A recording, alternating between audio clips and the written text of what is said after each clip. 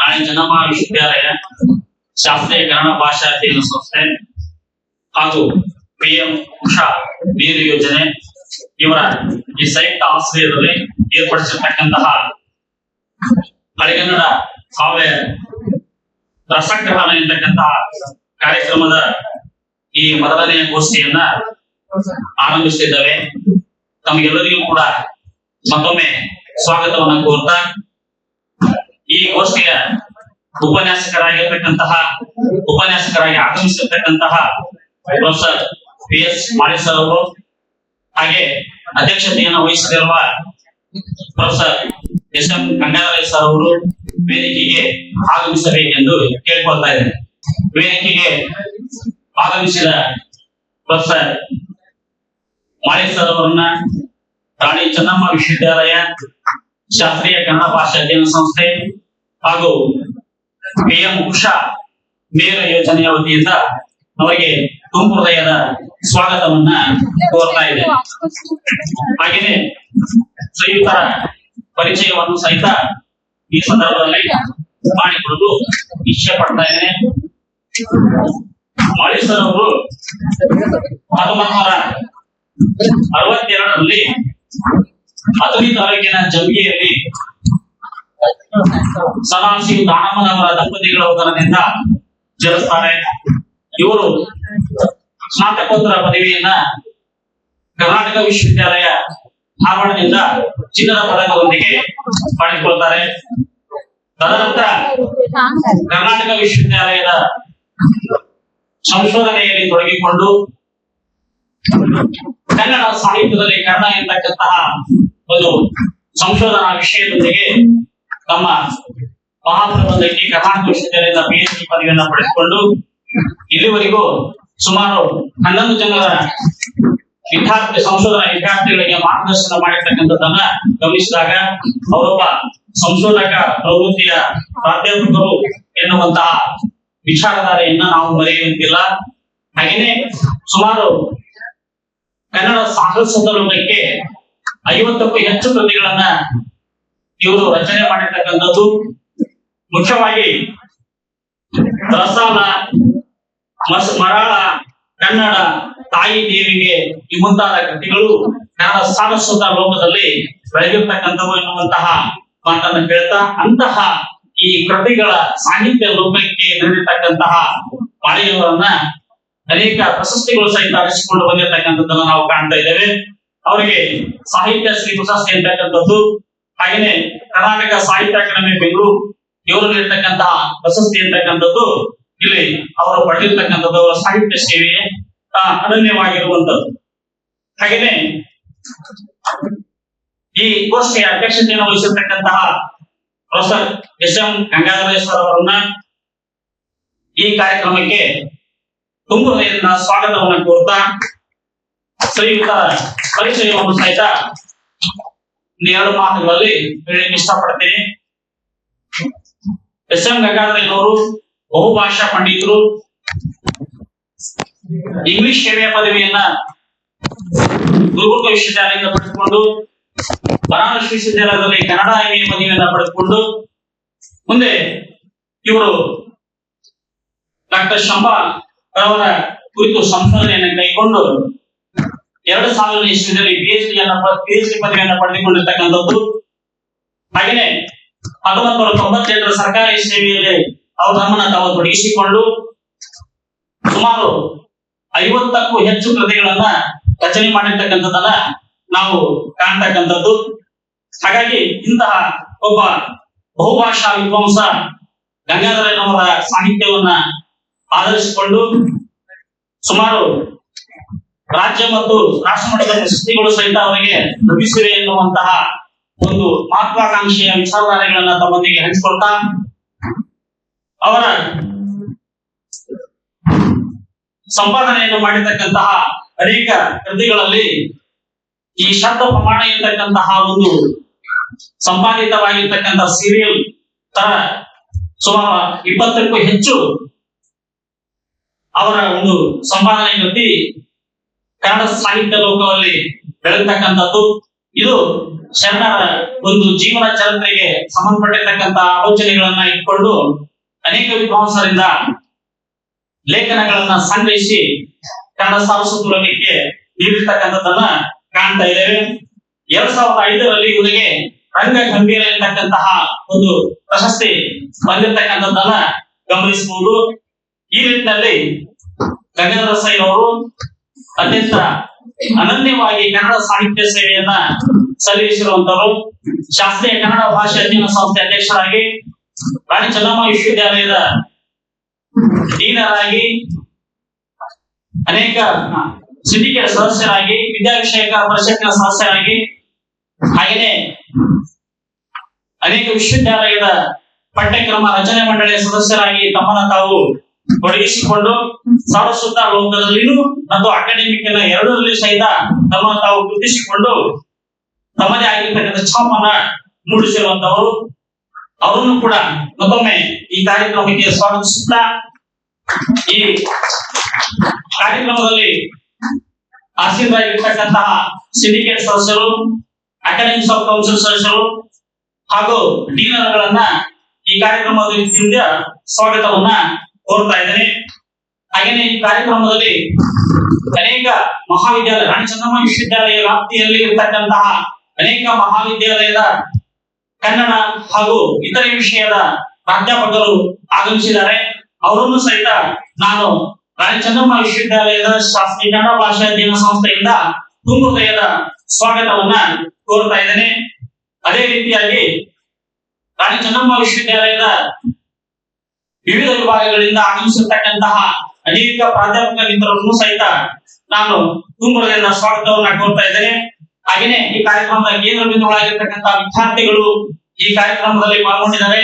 ಅವರನ್ನು ಸಹಿತ ತುಂಬ ಹೃದಯದ ಸ್ವಾಗತವನ್ನು ಕೋರ್ತಾ, ಇನ್ನು ಈ ಕಾರ್ಯಕ್ರಮದ ಯಶಸ್ವಿಗೆ ಈ ಗೋಷ್ಠಿಯಲ್ಲಿ ಪಾಲ್ಗೊಂಡಿರ್ತಕ್ಕಂಥ ಎಲ್ಲಾ ಕನ್ನಡ ಮನಸ್ಸುಗಳನ್ನ ಸ್ವಾಗತವನ್ನ ಕೋರ್ತಾ, ಇಲ್ಲಿಗೆ ಈ ಸ್ವಾಗತ ಮತ್ತು ಪರಿಚಯವನ್ನ ಮುಗಿಸುತ್ತಾ, ಈಗ ಮೊದಲನೆಯ ಗೋಷ್ಠಿಗೆ ಮುಖ್ಯ ಉಪನ್ಯಾಸಕರಾಗಿ ಆಗಮಿಸಿರ್ತಕ್ಕಂತಹ ಮಾಳಿ ಸರ್ ಅವರನ್ನ ನೇರವಾಗಿ ಉಪನ್ಯಾಸ ನೀಡಲು ಅವರನ್ನು ಆಹ್ವಾನಿಸ್ತಾ ಇದ್ದೇನೆ. ಭರತ ಮತ್ತು ಭಾವನೆ ಯುದ್ಧದ ಪ್ರಸಂಗದ ವಿಷಯವನ್ನು ಇಟ್ಟುಕೊಂಡು ಅವರು ಈ ಗೋಷ್ಠಿಯಲ್ಲಿ ತಮ್ಮ ಉಪನ್ಯಾಸವನ್ನು ನೀಡಬೇಕಂತ ಹೇಳಿ ಅವರಲ್ಲಿ ಕೇಳಿಕೊಳ್ತಾ ಇದ್ದೇನೆ. ಎಲ್ಲರಿಗೂ ವಂದನೆಗಳು. ರಾಣಿ ಚೆನ್ನಮ್ಮ ವಿಶ್ವವಿದ್ಯಾಲಯ ಹಮ್ಮಿಕೊಂಡಿರುವ ಪ್ರಗನ್ನಡ ಕಾವ್ಯ ಸಂಗ್ರಹಣ ಮೊದಲ ಗೋಷ್ಠಿಯ ಅಧ್ಯಕ್ಷತೆಯನ್ನು ವಹಿಸುವ ಸಂಗೀತಗಾರ ಡಾಕ್ಟರ್ ಎಸ್ ಅವರು, ಸಂಜೀವ್ ರಾವ್ ಅವರು, ವಿಶೇಷವಾಗಿ ಈ ಗೋಷ್ಠಿಯಲ್ಲಿ ಪಾಲ್ಗೊಂಡಿರುವಂತಹ ರಾಣಿ ಚೆನ್ನಮ್ಮ ವಿಶ್ವವಿದ್ಯಾಲಯ ವ್ಯಾಪ್ತಿಯ ಎಲ್ಲ ಕನ್ನಡ ಪ್ರಾಧ್ಯಾಪಕ ಸಹೋದರ ಸಹೋದರಿಯರೇ, ವಿದ್ಯಾರ್ಥಿನಿಯರೇ,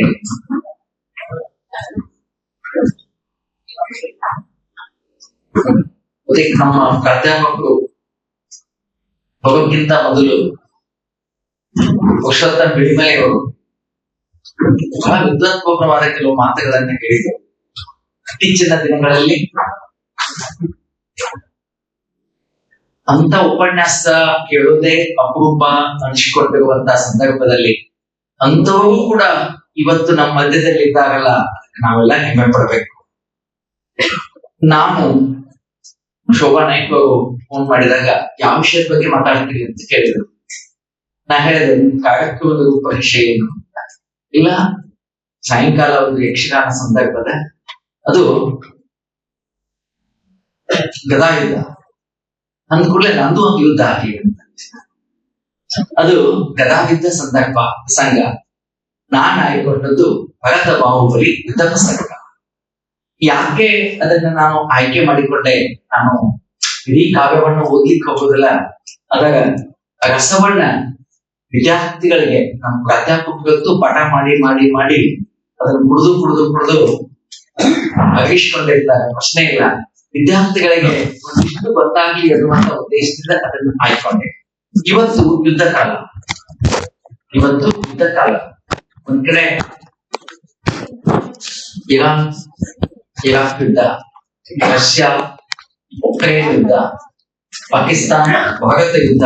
ಬಹುತೇಕ ಪಾಕಿಸ್ತಾನ ಮತ್ತು ಭಾರತದ ಯುದ್ಧದ ಸಂದರ್ಭದಲ್ಲಿ ಬಹಳ ಜನ ಅಂದ್ಕೊಂಡದ್ದು ಈ ಯುದ್ಧ ಇಷ್ಟಾಗ್ಲೂ ಮುಗಿತ್ತು.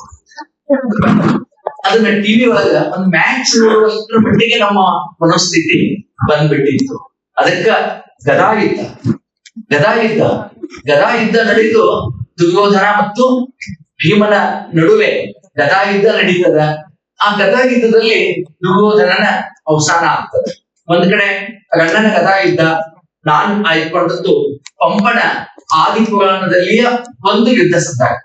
ಅವು ಎರಡು ಪರಸ್ಪರ ವೈರುಧ್ಯವನ್ನ ಹೊಂದಿರುವಂತ ಎರಡು ಪ್ರಸಂಗಗಳು. ನನಗೆ ಇತ್ತೀಚೆಗೆ ಗದಾಯುದ್ಧದಲ್ಲಿ ಒಂದು ಹೊಸತನ್ನ ನಾನು ಕಂಡೆ. ಪ್ರಭು ರಾಮಚಂದ್ರಪ್ಪನವರು ಆ ಒಂದು ಪದ್ಯವನ್ನ ಇಟ್ಕೊಂಡು ಗದಾಯುದ್ಧವನ್ನ ವಿಶ್ಲೇಷಣೆ ಮಾಡಿದ್ದು ಬಹಳ ಮನೋಜ್ಞೆ ಇತ್ತು. ಭೀಷ್ಮ ಶರಶಯ್ಯಾಗತ ಆಗಿರ್ತಾರೆ. ಅವಾಗ ಧೃತರಾಷ್ಟ್ರ ನೋಡ್ಲಿಕ್ಕೆ ಹೋಗಿರ್ತಾರೆ. ಹೋದಂತ ಸಂದರ್ಭದಲ್ಲಿ ಸಂಧಿ ಮಾಡಿಕೊಳ್ಳು ಅನ್ನುವಂತ ಪತ್ರವನ್ನ ಕೊಡ್ತಾರೆ. ಇಷ್ಟು ಅದ್ಭುತವಾದಂತ ಪದ್ಯ ಅದು.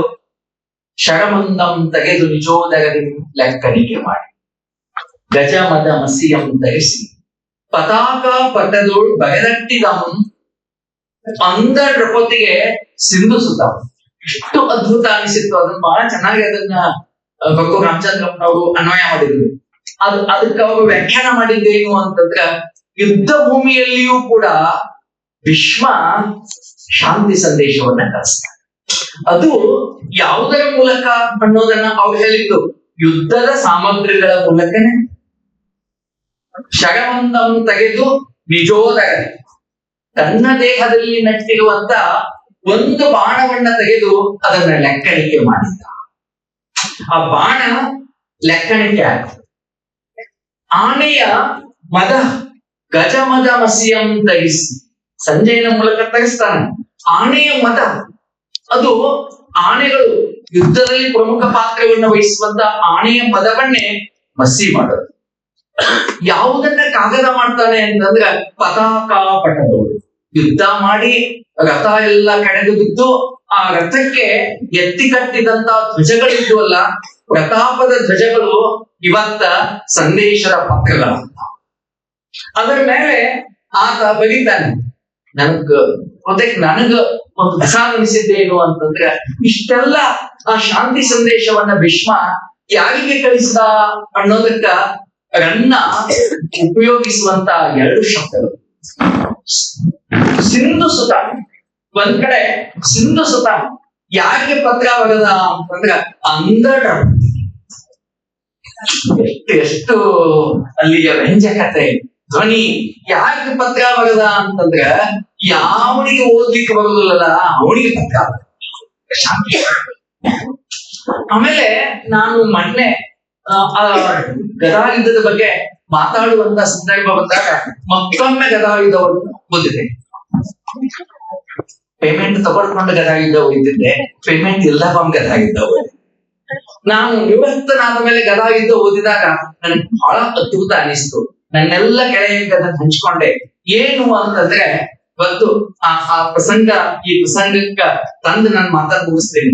ಯಾವುದು ಅಂತಂದ್ರೆ, ಅಶ್ವತ್ಥಾಮ ಬರ್ತಾನಲ್ಲ, ತೊಡೆಯನ್ನ ಮುರಿದುಕೊಂಡು ಬಿದ್ದಂತ ದುರ್ಯೋಧನನಲ್ಲಿಗೆ ಅಶ್ವತ್ಥಾಮ ಬಂದಾಗ ಅಶ್ವತ್ಥಾಮ ಕೇಳ್ತಾನೆ, ಪ್ರತಿಕಾರ ಹೇಳ. ಬಹುತೇಕ ನಾವೆಲ್ಲರೂ ಅದನ್ನ ಇನ್ನ ಓದಬೇಕು ಅಂತ. ಅವಾಗ ನಾವು ಹೇಳ್ತಾನ, ಪ್ರತಿಕಾರ ಮುಂದೆ ಎಲ್ಲ ಮುಗಿದ ಮೇಲೆ ಇನ್ನೆಲ್ಲಿ ಪ್ರತಿಕಾರ ಅಂತ ಕೇಳ್ತಾನೆ. ಅಲ್ಲೆಲ್ಲ ಹೇಳ್ತಾನೆ, ಎಲ್ಲಾ ಪ್ರತಿಕಾರಗಳು ಮುಗಿದು ಒಂದ್ ಮಾತು ಬಳಸ್ತಾನ, ಇನ್ನೊಂದೇ ಒಂದು ಸದ್ಗತಿಯಂ ಪಡೆಯುವುದೇ ಪ್ರತಿಕಾರ. ನೋಡಿ, ಇನ್ನ ಆ ಸದ್ಗತಿಗೆ ಹೋಗೋದನ್ನೆಲ್ಲ ಅವನಿಗೆ ಗೊತ್ತಾಗ್ಯದ. ಇಲ್ಲಿ ತನ ಮಾಡಿದ್ದು ಸದ್ಗತಿ ಅಲ್ಲ, ನಾನು ಇಲ್ಲಿ ತನ ಏನ್ ಮಾಡಿದ್ನಿ ಅನ್ನೋದು ಅವ್ನ್ ತಿಳಿಯುವಾಗ್ಯದ. ಅವಾಗ ಹೇಳ್ತಾನ ಸದ್ಗತಿ. ಕೊನೆಗೆ ಗೊತ್ತಿಗೆ ತಾವು ಗಮನಿಸಿರ್ಬಹುದು, ನಾನಂತೂ ಮೊದಲನೇ ಸಲ ಗಮನಿಸಿದೆ. ಎಲ್ಲವೂ ಆಗ್ತದ. ಅಶ್ವತ್ಥಾಮ ತರ್ತಾನ, ಆ ಉಪ ಪಾಂಡವರ ತಲೆಗಳನ್ನ ಇಡ್ತಾನ. ಇಟ್ಟ ನಂತರ ಇವು ಪಾಂಡವರ ತಲೆಗಳು ಅಲ್ಲ ಅಂತ ಅವ್ ಹೇಳ್ತಾನ. ಅವಾಗ ಅಶ್ವತ್ಥಾಮ ನಾಚಿ ನಿಲ್ತಾನ. ಅವಾಗ ದುರ್ಯೋಧನ ಹೇಳುವಂತ ಮಾತು, ಆಯ್ತು ನೀ ಹೋಗುವಂತ. ನನಗೆ ಬಹಳ ಅದ್ಭುತ ಅನಿಸಿದೆ ಏನು ಅಂತಂದ್ರೆ, ಅಶ್ವತ್ಥಾಮನನ್ನು ಕಳಿಸ್ತಾನೆ. ಕಳಿಸಿದಂತ ಆ ಗಂಡನ ಸುಯೋಧನ ಇದ್ದಾನಲ್ಲ, ಇದು ಮುಂಜಾನೆ ತಮ್ಮ ಭಾಷಣದಲ್ಲಿ ವಿಮಲೆಯವರು ಅದನ್ನ ಹೇಳ್ತಾ ಇದ್ರು. ವ್ಯಾಸಭಾರತ ಇದು ಕನ್ನಡ, ಪಂಪ, ರಣ್ಣ ಇವರು ಕಟ್ಟಿರುವಂತ ಭಾರತ ವ್ಯಾಸ ಭಾರತ ಅಲ್ಲ. ಇವರು ಕಟ್ಟಿರುವಂತ ಭಾರತ ಕನ್ನಡದ ಭಾರತ. ಅದಕ್ಕ ನಾನು ನನ್ನ PhD ಥೀಸಿಸ್ ಒಳಗೆ ಬರ್ತಿದ್ದೀನಿ. ವ್ಯಾಸ ಭಾರತದ ಮೊಟ್ಟ ಮೊದಲನೆಯ ಕನ್ನಡದ ವಿಮರ್ಶಕ ಮಹಾಕವಿ. ಇಡೀ ವ್ಯಾಸ ಭಾರತದವನ್ನ ವಿಮರ್ಶೆ ಮಾಡತಕ್ಕಂತ ಮೊದಲ ವಿಮರ್ಶಕನೂ ಹೌದು, ಮೊದಲ ಮಹಾಕವಿ ಹೌದು. ರಣ್ಣ ಅಲ್ಲಿ ಬರೀತಾನ, ಎಲ್ಲ ದುರ್ಯೋಧನ ಅವನ ಮನಸ್ಸಿನಲ್ಲಿ ಎಲ್ಲಾ ವೈರತ್ವವನ್ನ ಕಳೆದುಕೊಂಡು ಸಮಾಧಾನ ಸ್ಥಿತಿಯಲ್ಲಿರ್ತ. ಅವಾಗ ರಣ್ಣ ಬರೀತಾನ ಏನು ಅಂತಂದ್ರೆ, ಎಲ್ಲವಂ ಪರಿಗ್ರಹಿಸಿ, ಇಡೀ ಇಲ್ಲಿ ತನ ಆದಂತ ಯುದ್ಧ ಎಲ್ಲವನ್ನ ಮರೆತು ಬಿಟ್ಟ. ವೈರತ್ವ ಅನ್ನೋದು ಅವನ ಮನಸ್ಸಿನಿಂದ ಹೋತಂತ ಕೊನೆಗೆ ಆತನ ಅಜಿತನಂ ಸ್ಮರಿಸಿ. ಅವಾಗ ಆ ಯುದ್ಧ ಭೂಮಿಯಲ್ಲಿಯೂ ಕೂಡ ಬಂದನಿಲ್ಲ ಯಾರು ಅಂತಂದ್ರೆ ಅಜಿತನಾಥ ದುರ್ಯೋಧನನ ಮನಸ್ಸಿನಲ್ಲಿ ಬಂದ. ಅವಾಗ ಆತನ ಅಜಿತನಲ್ಲಿ ಕೊನೆಗೆ ಬರ್ತದಲ್ಲ ಸಲ್ಲೇಖನ, ಸಲ್ಲೇಖನದ ಮೂಲಕ ಗಂಡನ ದುರ್ಯೋಧನ ಪ್ರಾಣತೆ. ನಾವ್ ಇಲ್ಲಿ ತರ ಏನ್ ತಿಳ್ಕೊಂಡಿದೀವಿ ಅಂತ ನಾನ್ ತಿಳ್ಕೊಂಡಿನಿ ಅಂತಂದ್ರೆ, ಗುರುಕುಲಾರ್ಕಣಂ ಅರ್ಕಣಂ ಅಸ್ತಂಗತ. ಅಸ್ತಂಗತ ಆಗೋದಿಲ್ಲ, ಅಸ್ತಂಗತ ಆಗೋದಿಲ್ಲ. ಸಲ್ಲೇಖನದ ಮೂಲಕ ಗಂಡನ ಸುಯೋಧನ ತನ್ನ ಪ್ರಾಣವನ್ನ ಹುಡುಪಿ ರಣಾಂಗಣದಲ್ಲಿಯೂ ಕೂಡ ಧರ್ಮವೀರನಾಗಿ ಸಾಯ್ತಾನೆ. ಒಂದ್ ಕಡೆ ಯುದ್ಧ, ಇನ್ನೊಂದ್ ಕಡೆ ಧರ್ಮ. ನನ್ಗ ಅದಕ್ಕಾಗೇನ ನಾನು ಈ ಭಾಗವನ್ನ ಆಯ್ದುಕೊಂಡಿದ್ದೆ. ಅಲ್ಲಿ ಯುದ್ಧ ನಡೀತದ, ಮಹಾಭಾರತ ಯುದ್ಧ ನಡೀತದ.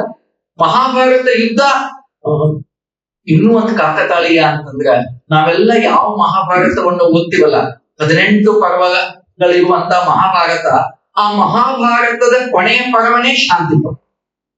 ಆದ್ರ ಈ ಕನ್ನಡ ಕವಿಗಳು, ನಮ್ ಪಂಪ ಆಗ್ಲಿ ರಣ್ಣ ಆಗ್ಲಿ, ಕಟ್ಟಿಕೊಟ್ಟಿರುವಂತ ಭಾರತ ಯಾವುದು ಅಂತಂದ್ರೆ ಯುದ್ಧದ ಭಾರತವನ್ನ ಕಟ್ಟಲಿಲ್ಲ, ಶಾಂತಿಯ ಭಾರತವನ್ನ. ಒಂದ್ ಕಡೆ ಯುದ್ಧ, ಇನ್ನೊಂದ್ ಕಡೆ ಶಾಂತಿ. ಈ ಕನ್ನಡದ ಜೈನ ಕವಿಗಳು ಕೊಟ್ಟಂತ ಕೊಡುಗೆ ಅಮೂಲ್ಯ ಮತ್ತು ಅನನ್ಯವಾಗಿರುವಂತದ್ದು. ಈಗ ನಾವು ಭರತ ಮತ್ತು ಬಾಹುಬಲಿಯ ಯುದ್ಧದ ಸಂದರ್ಭದಲ್ಲಿ ನಾವು ನೋಡ್ತೀವಲ್ಲ, ಅಲ್ಲಿ ಯುದ್ಧನೇ ಆಗೋದಿಲ್ಲ. ಅಲ್ಲಿ ಪಂಪ ಯುದ್ಧಕ್ಕೊಂದು ವ್ಯಾಖ್ಯಾನವನ್ನ ಕೊಡ್ತಾನೆ. ಯಾವುದು ಅಂತಂದ್ರ, ಯುದ್ಧವೆಂಬುದು ಸಕಲ ಪ್ರಜಾ ವಿನಾಶ ಕಾರಣ. ವ್ಯಾಖ್ಯಾನ, ಯುದ್ಧವೆಂಬುದು ಸಕಲ ಪ್ರಜಾ ವಿನಾಶ ಕಾರಣಂ. ಇನ್ನೊಂದು ವ್ಯಾಖ್ಯೆ ಕೊಡ್ತಾನ, ರಣಂ ಸಮಸ್ತ ಜನಸಂಹರಣ ಕಾರಣ. ಎಲ್ಲಿ ರಣಾಂಗಣ ಇರ್ತದಲ್ಲ ಅಲ್ಲಿ ಪ್ರಾಣಗಳು ಹೋಗ್ತಾವ, ಅಲ್ಲಿ ರಕ್ತಪಾತ ಆಗ್ತದೆ, ಅಲ್ಲೆಲ್ಲ ಪ್ರಳಯ ಸ್ವರೂಪವಾದಂತ ಸೃಷ್ಟಿ ನಿರ್ಮಾಣ ಆಗ್ತದೆ. ಅದಕ್ಕ ಎಂತ ಅದ್ಭುತವಾದಂತ ಪಾಠ ಅಂತಂದ್ರೆ, ಇಡೀ ಕನ್ನಡ ಕವಿಗಳು, ಅದರಲ್ಲಿಯೂ ಜೈನ ಕವಿಗಳು ಹಿಂಸಾ ಮೂಲದ ಯುದ್ಧವನ್ನ ಪ್ರತಿಕ್ರಿಯಿಸಿ ವಿರೋಧಿಸಿ ಅಹಿಂಸಾ ಮೂಲದ ಧರ್ಮ ಯುದ್ಧ ಬಗ್ಗೆ ಹೇಳ್ತಾರಲ್ಲ, ಬಹಳ ಅದ್ಭುತ. ನಾವೀಗ ಮಹಾಭಾರತ ಯುದ್ಧಕ್ಕನ ಧರ್ಮ ಯುದ್ಧ ಅಂತ ಕರಿತೀವಿ. ನನ್ನ ದೃಷ್ಟಿ ಒಳಗ ಯುದ್ಧ ಇದ್ದಲ್ಲಿ ಧರ್ಮ ಇಲ್ಲ, ಧರ್ಮ ಇದ್ದಲ್ಲಿ ಯುದ್ಧ ಇಲ್ಲ. ಯಾಕೆ ಅಂತಂದ್ರೆ ಯುದ್ಧ ಮತ್ತು ಧರ್ಮ ಅವೆರಡೂ ಪರಸ್ಪರ ವಿರುದ್ಧವಾಗಿರುವಂತ ಕಾನ್ಸೆಪ್ಟ್ಗಳ ಪರಿಕಲ್ಪನೆಗಳು. ಯುದ್ಧ ಯಾವಾಗಲೂ ಹಿಂಸೆಯಿಂದ ಕೂಡಿರ್ತದ, ಧರ್ಮ ಅಹಿಂಸೆಯಿಂದ ಕೂಡಿರ್ತದ. ಅದಕ್ಕ ಅಲ್ಲಿ ಹಾಗೆ ಹಿಂಸಾ ಮೂಲದೊಂದಿಗೆ ಅಹಿಂಸೆ ಹೊಂದಾಣಿಕೆ ಆಗ್ತದ, ಆಗ್ಲಿಕ್ಕೆ ಸಾಧ್ಯ ಇಲ್ಲ. ಅದಕ್ಕ ಪಂಪ ಕೊಟ್ಟಿರುವಂತ ದರ್ಶನ ಏನು ಅಂತಂದ್ರೆ, ಭರತ ಬಾಹುಬಲಿ ಇಬ್ಬರು ಯುದ್ಧಕ್ಕೆ ಸಿದ್ಧನಾದಾಗ ಎರಡೂ ಸೈನ್ಯಗಳ ಮಂತ್ರಿ ಮುಖ್ಯರು ಬಂದು ಇಬ್ಬರಿಗೆ ಹೇಳ್ತಾಗ, ಏನಿಲ್ಲ ನೀವಿಬ್ಬರು ಚರಮದೇಹದಾಗಿ. ಬಹುತೇಕ ರಾಜರೆಲ್ಲ ಚರಮದೇಹದಾರಿಗಳು. ಅದರ ಅರ್ಥ ಏನು ಅಂದ್ರೆ ಅವಾಗ ಸಾವಿಲ್ಲ. ಪಾಕಿಸ್ತಾನ ಭಾರತ ಯುದ್ಧ ಆಗ್ಲಿಕ್ಕೆ ಅಂತಂದ್ರೆ ಪಾಕಿಸ್ತಾನದ ಪ್ರಧಾನಿನೂ ಸಾಯುವುದಿಲ್ಲ, ಭಾರತದ ಪ್ರಧಾನಿನೂ ಸಾಯುವುದಿಲ್ಲ. ಸಾಯವ ಯಾರು ಅಂತಂದ್ರೆ ನಾವು ನಿಮ್ಮಂತವ್ರನ್ನ ಜನಸಾಮಾನ್ಯರು. ಅದಕ್ಕೆ ಇಲ್ಲಿ ನೋಡಿ ಎಷ್ಟು ವಿಚಿತ್ರ ಕಾವ್ಯಗಳನ್ನ ಅರ್ಥ ಮಾಡ್ಕೊಳ್ಳುವಂತ ಬಗೆ ಅಂತಂದ್ರೆ, ಭರತ ಬಾಹುಬಲಿ ಯುದ್ಧ ಆದ್ರೆ ಭರತನೂ ಸಾಯುವುದಿಲ್ಲ, ಬಾಹುಬಲಿನೂ ಸಾಯುವುದಿಲ್ಲ. ಯಾಕೆಂದ್ರೆ ಇಬ್ಬರು ಚರಮ ದೇಹಧಾರಿಗಳು, ಇಬ್ಬರಿಗೆ ಸಾವ ಅನ್ನೋದನ್ನೇ ಇಲ್ಲ. ಅದಕ್ಕೆ ಅವ್ರು ಹೇಳ್ತಾರೆ, ನಾವೆಲ್ಲ ನೋಡ್ತೀವೋ, ನೀವು ಯುದ್ಧ ಮಾಡ್ಬೇಕು, ನಾವು ನೋಡೋಬೇಕ. ಅದಕ್ಕ ಇಡೀ ಆ ಯುದ್ಧದ ಸಂದರ್ಭವನ್ನ ಒಂದು ಕ್ರೀಡೆಯ ಸಂದರ್ಭವನ್ನಾಗಿ ಪರಿವರ್ತಿಸುವುದಲ್ಲ, ಇದು ಕನ್ನಡ ಸಾಹಿತ್ಯ ಜಗತ್ತಿಗೆ ಕೊಡದಂತ ಕೊಡುಗೆ. ಯುದ್ಧವನ್ನ ತೆಗೆದು ಕ್ರೀಡೆಯನ್ನ ಮಾಡ್ಬೇಕು. ಅಲ್ಲಿ ಯುದ್ಧನೇ ಆಗೋದಿಲ್ಲ. ಅವ್ರು ಹೇಳ್ತಾರೆ ಬಂದು, ಯಾವ ಯುದ್ಧ ಮಾಡ್ಬೇಕು ಅಂತಂದ್ರೆ ಗಷ್ಟಿ ಯುದ್ಧ, ಜಲ ಯುದ್ಧ, ಮಲ್ಲ ಯುದ್ಧ. ಅದಕ್ಕೆ ಯುದ್ಧ ಅಂತಾರೆ. ಅದಕ್ಕ ಯುದ್ಧ ಗಷ್ಟಿ ಯುದ್ಧ ಒಬ್ಬರೊಬ್ರು ನೋಡೋದು ನೋಡಿದ್ರು. ಬಾಹುಬಲಿ ಗೆದ್ದ, ಭರತ ಸೋತ. ಆಮೇಲೆ ಆ ಭರತನ ಕ್ಯಾರೆಕ್ಟರ್ ಅನ್ನ, ಆ ಪಾತ್ರವನ್ನ, ಅದರೊಳಗ ಎಷ್ಟು ಅಹಂಕಾರ ತುಂಬಿತ್ತು ಅನ್ನೋದನ್ನ ಪಂಪ ಹೇಳ್ತಾನೆ. ಗೊತ್ತಿರ್ಬೇಕು, ಅದು ಶಿಲಾಲೇಖ ಬಗಿತಾನಲ್ಲ, ಅವನು ಏನ್ ತಿಳ್ಕೊಂಡಿದ್ದ ಅಂತಂದ್ರ, ಇಡೀ ಜಗತ್ತಿನೊಳಗ ನಾನೊಬ್ಬನೇ ಮೊದಲು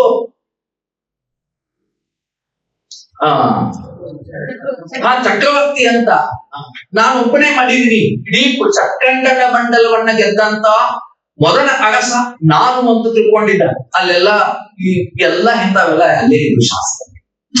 ಇದು ಕಥೆ ಕೇಳಲಿಕ್ಕೆ ಸರಳ ಅನಿಸ್ಬೋದು, ಅದರಲ್ಲಿರುವಂತ ವ್ಯಂಗ್ಯ. ಅದಕ್ಕೆ ಹೇಳ್ತಾನ, ನಾನು ಪಾಠ ಮಾಡುವಾಗ ಅದನ್ನ ಕಾಲೇಜಿನಲ್ಲಿ ಕಲ್ತಿದ್ದೆ, ಅವನ ಗರ್ವ ಹೇಗೆ ಸುರಿತು ಅಂತಂದ್ರೆ ಕಟಾಗ್ನಿ ಬ್ಲಾಕ್ ಆಗಿತ್ತು ಅಂತ. ಏನೋ ಬಿದ್ದು ಬ್ಲಾಕ್ ಆಗಿತ್ತು, ಅದನ್ನ ತೆಗೆದು ಬಿಟ್ಕೊಳ್ಳೆ ಒಳಗಿನ ಕೊಳೆ ಹೋಗ್ತದಲ್ಲ, ಹಂಗೆಲ್ಲ ಕಿತ್ತಾದ್ರೂ ಇನ್ನ ಉಳ್ಕೊಂಡೇ. ಯಾಕೆ ಅಂತಂದ್ರೆ ತಮ್ಮಂದಿರನ್ನೇ ಯುದ್ಧಕ್ಕ ಆಹ್ವಾನಿಸ್ಬೇಕು, ಅವ್ರ ಜೊತೆಗೆ ಯುದ್ಧ ಮಾಡ್ಬೇಕು. ಅದಕ್ಕ ಇಡೀ ಪಂಪ ಬಳಸುವಂತ ಬಾಹುಬಲಿ ಹೇಳ್ತಾನಲ್ಲ, ಬಾಹುಬಲಿಯ ಮೂಲಕ ಹೇಳ್ತಾನೆ, ಎಂತ ನಮ್ಮಣ್ಣಿಗೆ ದುರ್ಬುದ್ಧಿ ಅಂತ. ನಮ್ಮಪ್ಪ ಇಡೀ ರಾಜ್ಯವನ್ನೆಲ್ಲ ಹಂಚ್ಕೊಟ್ಟು ನೀವೆಲ್ಲರೂ ರಾಜರು ಅಂತಂದಾಗ, ಇವತ್ತು ಭರತ ಏನ್ ಹೇಳ್ತಾನ ಅಂತಂದ್ರೆ, ನಾನು ರಾಜಾದಿರಾಜ, ನೀನು ರಾಜ. ಈ ಡಿಸ್ಕ್ರಿಮಿನೇಷನ್, ಈ ಅಧಿಕಾರದ ಪದಗಳದಾವಲ್ಲ, ಅಧಿಕಾರದ ಶ್ರೇಣೀಕರಣ ಅದಲ್ಲ, ಆ ಶ್ರೇಣೀಕರಣವನ್ನ ಖಂಡಿಸ್ತಾನೆ. ಅದಕ್ಕೆ ದೃಷ್ಟಿ ಯುದ್ಧದಲ್ಲಿ ಸೋಲಾಗ್ತದೆ, ಜಲ ಯುದ್ಧದಲ್ಲಿ ಸೋಲಾಗ್ತದೆ, ಮಲ್ಲ ಯುದ್ಧದಲ್ಲಿ. ಆ ಮಲ್ಲ ಯುದ್ಧದಲ್ಲಿ ಸೋಲಾದಂತ ಸಂದರ್ಭದಲ್ಲಿ ಆ ಭರತ, ಬಾಹುಬಲಿ ಭರತನನ್ನ ಎತ್ತಿಡಿದಿದ್ದಾರಲ್ಲ, ಅದಕ್ಕ ಆತ ಮನಸ್ಸು ಮಾಡಿದ್ರೆ ಕೆಳಗೆ ಇಕ್ಕಬಹುದಾಗಿತ್ತು. ಅದಕ್ಕೆ ಪಂಪ ಹೇಳ್ತಾನೆ, ಇಕ್ಕಲ್ಲ, ಆತ ಕೆಳಗ ಇಕ್ಕಲಿಲ್ಲ. ಯಾಕೆ ಇಕ್ಕಲಿಲ್ಲ ಅಂತಂದ್ರೆ, ತಂದೆ ಸತ್ತ ನಂತರ ಅಣ್ಣನೇ ನಮಗೆ, ಅಣ್ಣನೇ ತಂದೆಯ ಸಮಾನ, ಆ ಅಣ್ಣನಿಗೆ ಅವಮಾನ ಮಾಡಬಾರ್ದು ಅಂತೇಳಿ ಸಾವಕಾಶ ಇಳಿಸ್ತಾರೆ. ಆದ್ರ ಅಣ್ಣನಲ್ಲಿ ಆ ಭಾವನೆ ಇಲ್ಲ. ಅವಾಗಲೂ ಅಣ್ಣ ಏನ್ ಮಾಡ್ತಾನೆ ಅಂತಂದ್ರೆ, ತನ್ನ ಚಕ್ರರತ್ನವನ್ನ ಆತನ ಮೇಲೆ ಪ್ರಯೋಗ ಮಾಡ್ತಾನೆ. ಅದು ಭರತನ ಆದೇಶವನ್ನ ಪ್ರತಿಭಟಿಸಲಿಲ್ಲ. ಆದ್ರೆ ಬಾಹುಬಲಿಯ ಕೂದಲನ್ನು ಕೂಡ ಪಂಗು ಮಾಡುವಂತ ಸಾಮರ್ಥ್ಯ ಆ ಚಕ್ರಕ್ಕಿಲ್ಲ. ಯಾಕೆ ಇಲ್ಲ ಅಂತಂದ್ರೆ, ಅದು ಧರ್ಮಚಕ್ರ. ನಿಜವಾಗಿರೋದು ಅದೇ ನಾನು ಕಂಡುಕೊಂಡದ್ದು, ಧರ್ಮ ಮತ್ತು ಯುದ್ಧ. ಅದು ಯುದ್ಧ ಆಗಿದ್ರೆ ಚಕ್ರ ಪ್ರಯೋಗ ಆಗ್ಬೋದಾಗಿತ್ತು, ಇದು ಧರ್ಮ ಯುದ್ಧ ಆಗಿರೋದ್ರಿಂದ ಚಕ್ರ ಇದ್ದದ್ದು ಬಾಹುಬಲಿಯ ಬಲಭುಜದ ಹತ್ತಿರ ನಿಂತು ಬಿಡ್ತದೆ.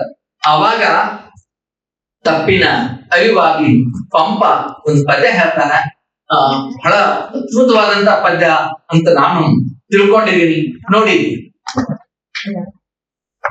ಆತನಿಗೆ ತಪ್ಪಿನ ಅರಿವ, ಮನಸ್ಸಿನಲ್ಲಿ ಖೇದ ಉಕ್ಕಿತು. ಆ ಸಂದರ್ಭದಲ್ಲಿ ಇಡೀ ನಮ್ಮ ಜೈನ ಕವಿಗಳು, ಅದು ರಣ್ಣ ಇರ್ಬಹುದು, ಪಂಪ ಇರ್ಬಹುದು, ಪೊಣ್ಣ ಇರ್ಬಹುದು, ಎಲ್ಲರೂ ಲಕ್ಷ್ಮಿಯನ್ನ ಟೀಕಿಸ್ತಾರೆ. ಅಷ್ಟೇ ಅಲ್ಲ, ಇಡೀ ಈ ಟೆಕ್ಸ್ಟ್ ಒಳಗ ಲಕ್ಷ್ಮಿಯ ಬಗ್ಗೆ ಪಂಪ ಹೇಳ್ತಕ್ಕಂತ ಮಾತು, ಸೋದರ ದಿನನಿತ್ಯವೂ ನೋಡ್ತಕ್ಕಂಥದ್ದು. ತಮ್ಮನ ಜೊತೆಗೆ ಯುದ್ಧ ಕಲಹ ಆರಂಭ ಆಗೋದು, ತಂದೆ ಮಕ್ಕಳಲ್ಲಿ ವೈಮನಸ್ಸು ಬರೋದು, ಇದಕ್ಕಿಂತಲೂ ದೊಡ್ಡ ತಾಮ್ರದ ದುಡ್ಡು ತಾಯಿ ಮಕ್ಕಳನ್ನ ಕೆಡಿಸ್ತು.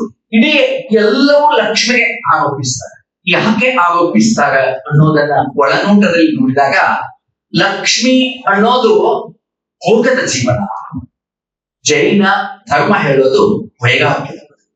ವೈರಾಗ್ಯ ಎಲ್ಲ ಯಾವಾಗ ಬರ್ತದ ಅಂತಂದ್ರೆ ಈ ಲಕ್ಷ್ಮಿ ಹೋದ ನಂತರ ವೈರಾಗ್ಯ ಆರಂಭ. ಅದಕ್ಕೆ ಬಸವಣ್ಣ ಹೇಳಿದ್ರು, ಒಡೆದೋಡು ತಂದೆ ನನಗೆ ಮನೆ ಇಲ್ಲದಂತೆ ಮಾಡಿ. ಅದಕ್ಕೆ ಅಕ್ಕ ಮಹಾದೇವಿ ಹೇಳುದು, ಮನೆ ಮನೆ ತಪ್ಪದೆ ಕೈಯೊಡ್ಡಿ ಬೇಡುವಂತೆ ಮಾಡಯ್ಯ. ಯಾವಾಗ ಸಿರಿ ಅನ್ನೋದು ಹೋಗ್ತದಲ್ಲ ಅವಾಗ ವೈರಾಗ್ಯ ಅನ್ನುವಂತ ಭಾವನೆ ಬರ್ತದೆ. ಅದಕ್ಕಾಗಿ ನಮ್ಮೆಲ್ಲಾ ಜೈನ ಕವಿಗಳು ಲಕ್ಷ್ಮಿ ವಿಷಯ ಬಂದಾಗ ಬೈಲಿಕ್ಕೆ ಚಾಲೂ ಮಾಡ್ತಾರೆ. ಬಹುತೇಕ ಕೃಷ್ಣನು ಕಾರಣ. ಯಾಕೆ ಅಂತಂದ್ರೆ ಅವರು ಕೃಷ್ಣನನ್ನ ಪ್ರಸ್ತಾಪ ಮಾಡೋದಲ್ಲ, ಅದಕ್ಕ ಹೇಳ್ತಾರ ಈ ನೀ ಅವನ್ನ ಹೇಳ್ತಾನ, ಈ ಚಂಚಲ ಯಾಕದಿ ಅಂತಂದ್ರ ನೀ ದನ ಕಾಯವನ್ನ ಹೆಂಡತಿದಿ. ಆ ಗೋಪಾಲನ ಹೆಂಡತಿದಲ್ಲ, ಅದಕ್ಕೆ ನೀನ್ ಸಮುದ್ರದಲ್ಲಿ ಹುಟ್ಟಿದಿ ಅಂದ್ಕೂಡ್ಲೆ ನಿನಗೆ ಚಂಚಲತೆ ಬಂದದ. ಒಟ್ಟಿಗೆ ಬೈಲಿಕ್ಕೆ ಆರಂಭ ಮಾಡ್ತಾರೆ. ರನ್ನನೂ ಬೈತಾನ, ಪಂಪನೂ ಬೈತಾನ. ಅಷ್ಟೆಲ್ಲ ಆದ ತಕ್ಷಣ ಕೊನೆಗೆ ಬಾಹುಬಲಿ ಇದ್ದವನು ಅಣ್ಣನಿಗೆ ಹೇಳ್ತಾನ, ಅಣ್ಣ ನೀ ಈ ಭೂಮಿ ಮೇಲೆ ಆಸೆ ಪಟ್ಟಿದಿ, ಈ ಆಸೆ ಪಟ್ಟಿದಿ. ಈ ಭೂಮಿ ಅನ್ನೋದು ಒಬ್ಬಕ್ಕೆ ಹೆಣ್ಣು. ಆ ಹೆಣ್ಣನ್ನ ನೀನು ಬಯಸಿದಿ, ನಾನ್ ಬಯಸ್ತೀನಿ. ನೀನು ಬಯಸಿದಂತ ಹೆಣ್ಣನ್ನ ನಾನು ಬಯಸಿದರೆ ನಾನು ಹೀನ ಮನದವನಾಗ್ತೀನಿ, ಅದು ತಗೋ ಅಂತ. ಅಷ್ಟಕ್ಕ ಆ ಲಕ್ಷ್ಮಿ ಬಗ್ಗೆ ಅವಳು ಎಂತವಳು ಅನ್ನೋದ್ರ ಬಗ್ಗೆ ಹೇಳ್ತಾಳ. ನೆಲಸುಗೆ ನಿನ್ನ ವಕ್ಷಗಳೇ ನಿಶ್ಚಲಂ ಭಟಕಡ್ಗ ಮಂಡಲುತ್ಪಲವನ ವಿಭ್ರಮ ಪ್ರಮೋರ ಮನೋಹರಿಯಪ್ಪ ರಚಲಕ್ಷ್ಮಿ. ಆ ಒಂದು ವಾಕ್ಯ ಅದಲ್ಲ, ಅದು ಪಂಪನ ವಾಕ್ಯ. ಅಲ್ಲಿರುವಂತ ಶಕ್ತಿಯನ್ನ ನಾವು ಗಮನಿಸ್ಬೇಕು. ನನಗೆ ಸಮಯ ಇಲ್ಲ ಸರ್, ನನ್ಗೆ ಕೂಡೇನ 40 ನಿಮಿಷ ಕೊಟ್ಟಾಗ ಹೋಗ್ತೇನೆ, ನಂದು 15 ನಿಮಿಷ ಆಗಿರ್ಬೇಕು. ಇನ್ನು 5 ನಿಮಿಷ ಉಳಿದದ. 2 ಗಂಟೆಗೆ ಇಲ್ಲಿ ಮತ್ತೊಂದು ಕಾರ್ಯಕ್ರಮ ಆರಂಭ ಆಗುತ್ತದೆ. ನಾನು ಈ ಪದ್ಯವನ್ನ ಅರ್ಥ ಮಾಡ್ಕೊಳ್ಳೋದು. ನೆಲಸುಗೆ ನಿನ್ನ ವಕ್ಷದೊಳೆ ನಿಶ್ಚಲ, ನಿನ್ನ ಎದೆಯಲ್ಲಿ ಇವಳು ನಿಶ್ಚಲವಾಗಿ ನೆಲೆಸಲಿ. ಅವಳು ಚಂಚಲ, ಅವಳಾಗಿ ನಿಶ್ಚಲವಾಗಿ ನೆಲೆಸಲಿ. ಆದ್ರೆ ಅಲ್ಲಿ ಹೇಳುವಂತದ್ದು, ಈ ಚಂಚಲೆ ನಿನ್ನಲ್ಲಿ ನಿಶ್ಚಲವಾಗಿ ನೆಲೆಸಲಿ. ಎಲ್ಲಿ ಓಡಾಡ್ತಕ್ಕಂಥವಳು ಅದ್ಭುತವಾದಂತ ಒಂದು ಚಿತ್ರವನ್ನ ಪಂಪ ಕಟ್ಟುತ್ತಾನೆ. ರಣಾಂಗಣದಲ್ಲಿ ಭಟರ ಖಡ್ಗಗಳು ಒಂದಕ್ಕೊಂದು ಯುದ್ಧದಲ್ಲಿ ಬೆಸೆಯುವಾಗ ಏಳುವಂತ ಆ ಕಿಡಿ, ಅದು ಕಮಲ. ಆ ಕಮಲದಲ್ಲಿ ಹೆಜ್ಜೆ ಇಟ್ಟು ರಣಾಂಗಣದಲ್ಲಿ ನಡೆಯುವಂತ ಲಕ್ಷ್ಮಿ ಚಂಚಲೆ, ಭ್ರಮರಿ, ಪಾತಗೆತ್ತಿದ್ದಾರೆ. ಅಕ್ಕಿ ಪತಂಗದಂತೆ ಅವಳು ನಿನ್ನೆದೆಯಲ್ಲಿ ನಿಶ್ಚಲವಾಗಿ ನೆಲೆಸಲಿ ಅಂದಾಗ ಇವನ್ ತಲೆ ಒಳಗೆ ಬೆಳಕಬೇಕು, ನೆಲೆಸೋದಿಲ್ಲ. ಎಷ್ಟೋ ಜನ ಬಂದಾಗ, ಎಷ್ಟೋ ಜನ ಹೋಗ್ಯಾರ. ಅವಾಗ ಪಶ್ಚಾತ್ತಾಪ ಆಗಿ ಬಾಹುಬಲಿಯ ಪಾದಕ್ಕ ಬೀಳ್ತಾನೆ. ಬಿದ್ದಾಗ ಆತನ ಕಣ್ಣಿನಿಂದ ಪಶ್ಚಾತ್ತಾಪದ ಕಣ್ಣೀರು ಬಾಹುಬಲಿಯ ಪಾದವನ್ನು ತುಳಿತಿರ್ತಾರ. ಬಾಹುಬಲಿ ಹಂಗ ನಿಂತಿರ್ತಾನ. ಆತನ ಕಣ್ಣಿನಲ್ಲಿ ಆನಂದ ಬಾಷ್ಪ. ನಮ್ಮ ಅಣ್ಣನಿಗೆ ಈಗ ಒಂದು ಬುದ್ಧಿ ಬಂತಲ್ಲ, ಕೊನೆ ಸಂದರ್ಭದಲ್ಲಾದ್ರೂ ಅಣ್ಣನಿಗೆ ಬುದ್ಧಿ ಬಂತಲ್ಲ ಅಂತೇಳಿ ಆತನ ಆನಂದ ಬಾಷ್ಪಗಳು ಭರತನ ತಲೆ ಮೇಲೆ ಬೀಳ್ತಿರ್ತಾವ. ಆ ಸಂದರ್ಭ ನೋಡಿ, ಬಾಹುಬಲಿಯ ಆನಂದ ಬಾಷ್ಪಗಳು ಭರತನ ಕಣ್ಣಿನ ತಲೆ ಮೇಲೆ, ಭರತನ ಪಶ್ಚಾತ್ತಾಪದ ಕಣ್ಣೀರುಗಳು ಬಾಹುಬಲಿಯ ಪಾದೋದಕದಿಂದ ಪಾದವನ್ನ ತೊಳೆಯುವಂತೆ ಕಾಣಿಸ್ತದೆ. ಅವನ ಕಣ್ಣೀರು ಇವನಿಗೆ ಮತ್ತೆ ಭೂಮಿಯ ಪಟ್ಟವನ್ನು ಕಟ್ಟುವಂತೆ ಆತನ ಆನಂದ ಕಣ್ಣೀರು ಸಿಗುತ್ತೆ. ಈ ಚಿತ್ರ ಅದಲ್ಲ. ಈ ಚಿತ್ರವನ್ನ ಬಹುತೇಕ ಯುದ್ಧ ವಿರೋಧಿ ನೀತಿ. ಇಡೀ ನಮ್ಮ ಕಾವ್ಯಗಳು ಹೇಳೋದು ಯುದ್ಧ ವಿರೋಧಿ ನೀತಿ. ಜಾನೆಯಿಂದ ಅದನ್ನ ನಾವಿಲ್ಲಿ ಎಲ್ಲರೂ ಅದನ್ನ ಹೇಳ್ತಾ ಬಂದ್ರು. ಅದಕ್ಕೆ ನಮ್ಮ ಕಾವ್ಯಗಳದಾವಲ್ಲ, ಬಹುತೇಕ ನಮ್ಮೆಲ್ಲ ವಿದ್ಯಾರ್ಥಿಗಳು ಕಾವ್ಯಗಳನ್ನ ಯಾಕೆ ಓದ್ಬೇಕು ಅಂತಂದ್ರೆ, ನಮ್ಮ ಕಾವ್ಯಗಳು ಅವು ಹಳಗನ್ನಡ ಕಾವ್ಯಗಳಾಗಿರ್ಬೋದು, ನಡುಗನ್ನಡ ಕಾವ್ಯಗಳಾಗಿರ್ಬೋದು, ಹೊಸಗನ್ನಡ ಕಾವ್ಯಗಳಾಗಿರ್ಬೋದು. ಒಟ್ಟು ಕವಿತೆ ಅನ್ನುವಂಥದ್ದು ಇದೆಯಲ್ಲ, ಆ ಕವಿತೆ ಮನುಷ್ಯನ ಹೃದಯದಲ್ಲಿಯ ಮೃಗೀಯತೆಯನ್ನ ತೊಡೆದು ಮಾನವೀಯತೆಯನ್ನ ಹುಟ್ಟು ಹಾಕುವಂತ ಅದ್ಭುತವಾದಂತಹ ಶಕ್ತಿ ಕಾವ್ಯ ಶಕ್ತಿ. ಆ ಕಾವ್ಯ, ಅದಕ್ಕಾಗಿ ನಮ್ಮ ಕಾವ್ಯಗಳ ಆರಾಧನೆ ನಡಿಬೇಕು, ಕಾವ್ಯಗಳ ಓದು ನಡಿಬೇಕು. ಆ ಕಾವ್ಯದ ಆಸ್ವಾದ, ಕಾವ್ಯದ ಆನಂದ, ಅದರಿಂದ ಸಿಗ್ತಕ್ಕಂತ ಸಮಾಧಾನ, ಶಾಂತಿ ಮತ್ತೊಂದಿಲ್ಲ. ಯುದ್ಧದಲ್ಲಿ ಉನ್ಮಾದ ಇರ್ತದ, ಶಾಂತಿಯಲ್ಲಿ ಸಮಾಧಾನ. ಎಲ್ಲಿ ಶಾಂತಿ ಇರ್ತದಲ್ಲ ಅಲ್ಲಿ ಸಮಾಧಾನ, ಎಲ್ಲಿ ಯುದ್ಧ ಇರ್ತದಲ್ಲ ಅಲ್ಲಿ ಉತ್ಸಾಹನೂ ಇರ್ತದ, ಉನ್ಮಾದನೂ ನಿಲ್ತದ. ಇನ್ನೊಂದು ಬಾಂಬ್ ಹಾಕಲೇ ಇರ್ತೀವಿ ನಾವು, ಬಟ್ ಅದು ಬಾಂಬ್ ಹಾಕಿದಾಗ ಆಗೋದು. ಪಾಕಿಸ್ತಾನದ ನಮ್ಮ ಸರ್ಜಿಯವರು ಅನುವಾದ ಮಾಡಿದ್ರು. ಸರ್ಜಿಯವರು ಪಾಕಿಸ್ತಾನದ ಯುದ್ಧ ವಿರೋಧಿ ಕವಿತೆಗಳನ್ನ ಅನುವಾದ ಮಾಡಿದ್ರಲ್ಲ, ಅದು ಒಂದು ಸ್ಟಾಂಜ ಹೇಳಿ ನಾನು ಮಾತಾಡ ಮುಗಿಸ್ತೀನಿ. ಜೈಹಾದ್ಗೆ ಹೊರಟಿರುವ ನನಗೆ, ಅಲ್ಲಿ ಒಂದು ಪದ್ಯ, ಜೈಹಾದ್ಗೆ ಹೊರಟಿರುವ ನನ್ನ ಗೆಳೆಯರೇ 2 ನಿಮಿಷ ನನಗೆ ಅವಕಾಶ ಕೊಡಿ. ಇಲ್ಲಿ ಗಾಳಿ ಬೀಸುತ್ತದೆ ಅಲ್ಲ, ಆ ಗಾಳಿಯನ್ನು ಆಸ್ವಾದಿಸಿ ಆನಂದಿಸಿ. ನೀವು ಮರಳಿ ಬರುವಾಗ ಅಲ್ಲಿ ಗಾಳಿ ಇರುವುದಿಲ್ಲ, ವಿಷಯ ಇರುತ್ತದೆ. ಮುಂದಿನ ಒಂದು ಸ್ಟಾಂಜ, ಜೈಹಾದ್ಗೆ ಹೊರಟಿರುವ ಗೆಳೆಯರೇ, ಇಲ್ಲಿ ನದಿ ಹರಿಯುತ್ತಿದೆ, ಸ್ವಚ್ಛವಾದ ನೀರು, 2 ನಿಮಿಷ ನನಗೆ ಅವಕಾಶ ಕೊಡಿ. ನೀರು ಕುಡಿ, ಆನಂದದಿಂದ ಸ್ನಾನ ಮಾಡೇನಿ, ಏಕೆಂದರೆ ನೀವು ಮರಳಿ ಬಂದಾಗ ಇಲ್ಲಿ ನೀರು ಹರಿಯುವುದಿಲ್ಲ, ರಕ್ತ ಹರಿಯುತ್ತೆ. ಗೊತ್ತೇಕ?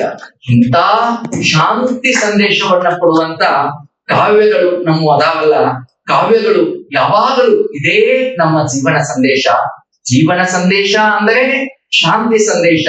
ಇಡೀ ಜೀವನ ಒಮ್ಮೆ ಕೊನೆಗೊಳ್ಳೋದು ಈ ಶಾಂತಿಯಲ್ಲಿ.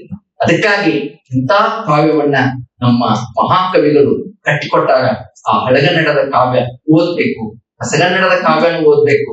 ಬಟ್ ಯಾವುದೇ ಹಳಗನ್ನಡನೋ ಹೊಸಗನ್ನಡನೋ ನಡುವ ಕಾವ್ಯಗಳನ್ನು ನಾವು ಓದ್ಬೇಕು. ಕಾವ್ಯ ನಮ್ಮೊಳಗಿದ್ದರೆ ನಾವು ಸದಾ ಕಾಲ ಮನುಷ್ಯರಾಗುತ್ತೇವೆ. ಧನ್ಯವಾದಗಳು. ಯುದ್ಧವನ್ನ ಹಾಗೂ ಯುದ್ಧದ ಪ್ರಸಂಗವನ್ನ ಕನ್ನಡ ಕವಿಗಳು, ಕನ್ನಡ ಕಾವ್ಯ ಕ್ರೀಡೆಯನ್ನಾಗಿ ಪರಿವರ್ತನೆ ಮಾಡಿದಂತಹ ಬಗೆಯನ್ನ ತಮ್ಮ ಓದಿನ ಮೂಲಕ ಪ್ರಚುರಪಡಿಸಿರ್ತಕ್ಕಂತಹ ಮಾಳಿಸ್ ಅವರಿಗೆ ಧನ್ಯವಾದಗಳನ್ನು ತಿಳಿಸ್ತಾ, ಈಗ ವೇದಿಕೆಯ ಮೇಲೆ ಆಸೀನರಾಗಿರ್ತಕ್ಕಂತಹ ಇರುವರು ಗಣ್ಯರಿಗೆ ಸನ್ಮಾನದ ಕಾರ್ಯಕ್ರಮ, ಸನ್ಮಾನವನ್ನ ಅವರಿಬ್ರು ಸ್ವೀಕರಿಸಬೇಕು ಅಂತ ಹೇಳಿ ಅವರಲ್ಲಿ ಕೇಳಿಕೊಳ್ತಾ ಇದ್ದಾರೆ.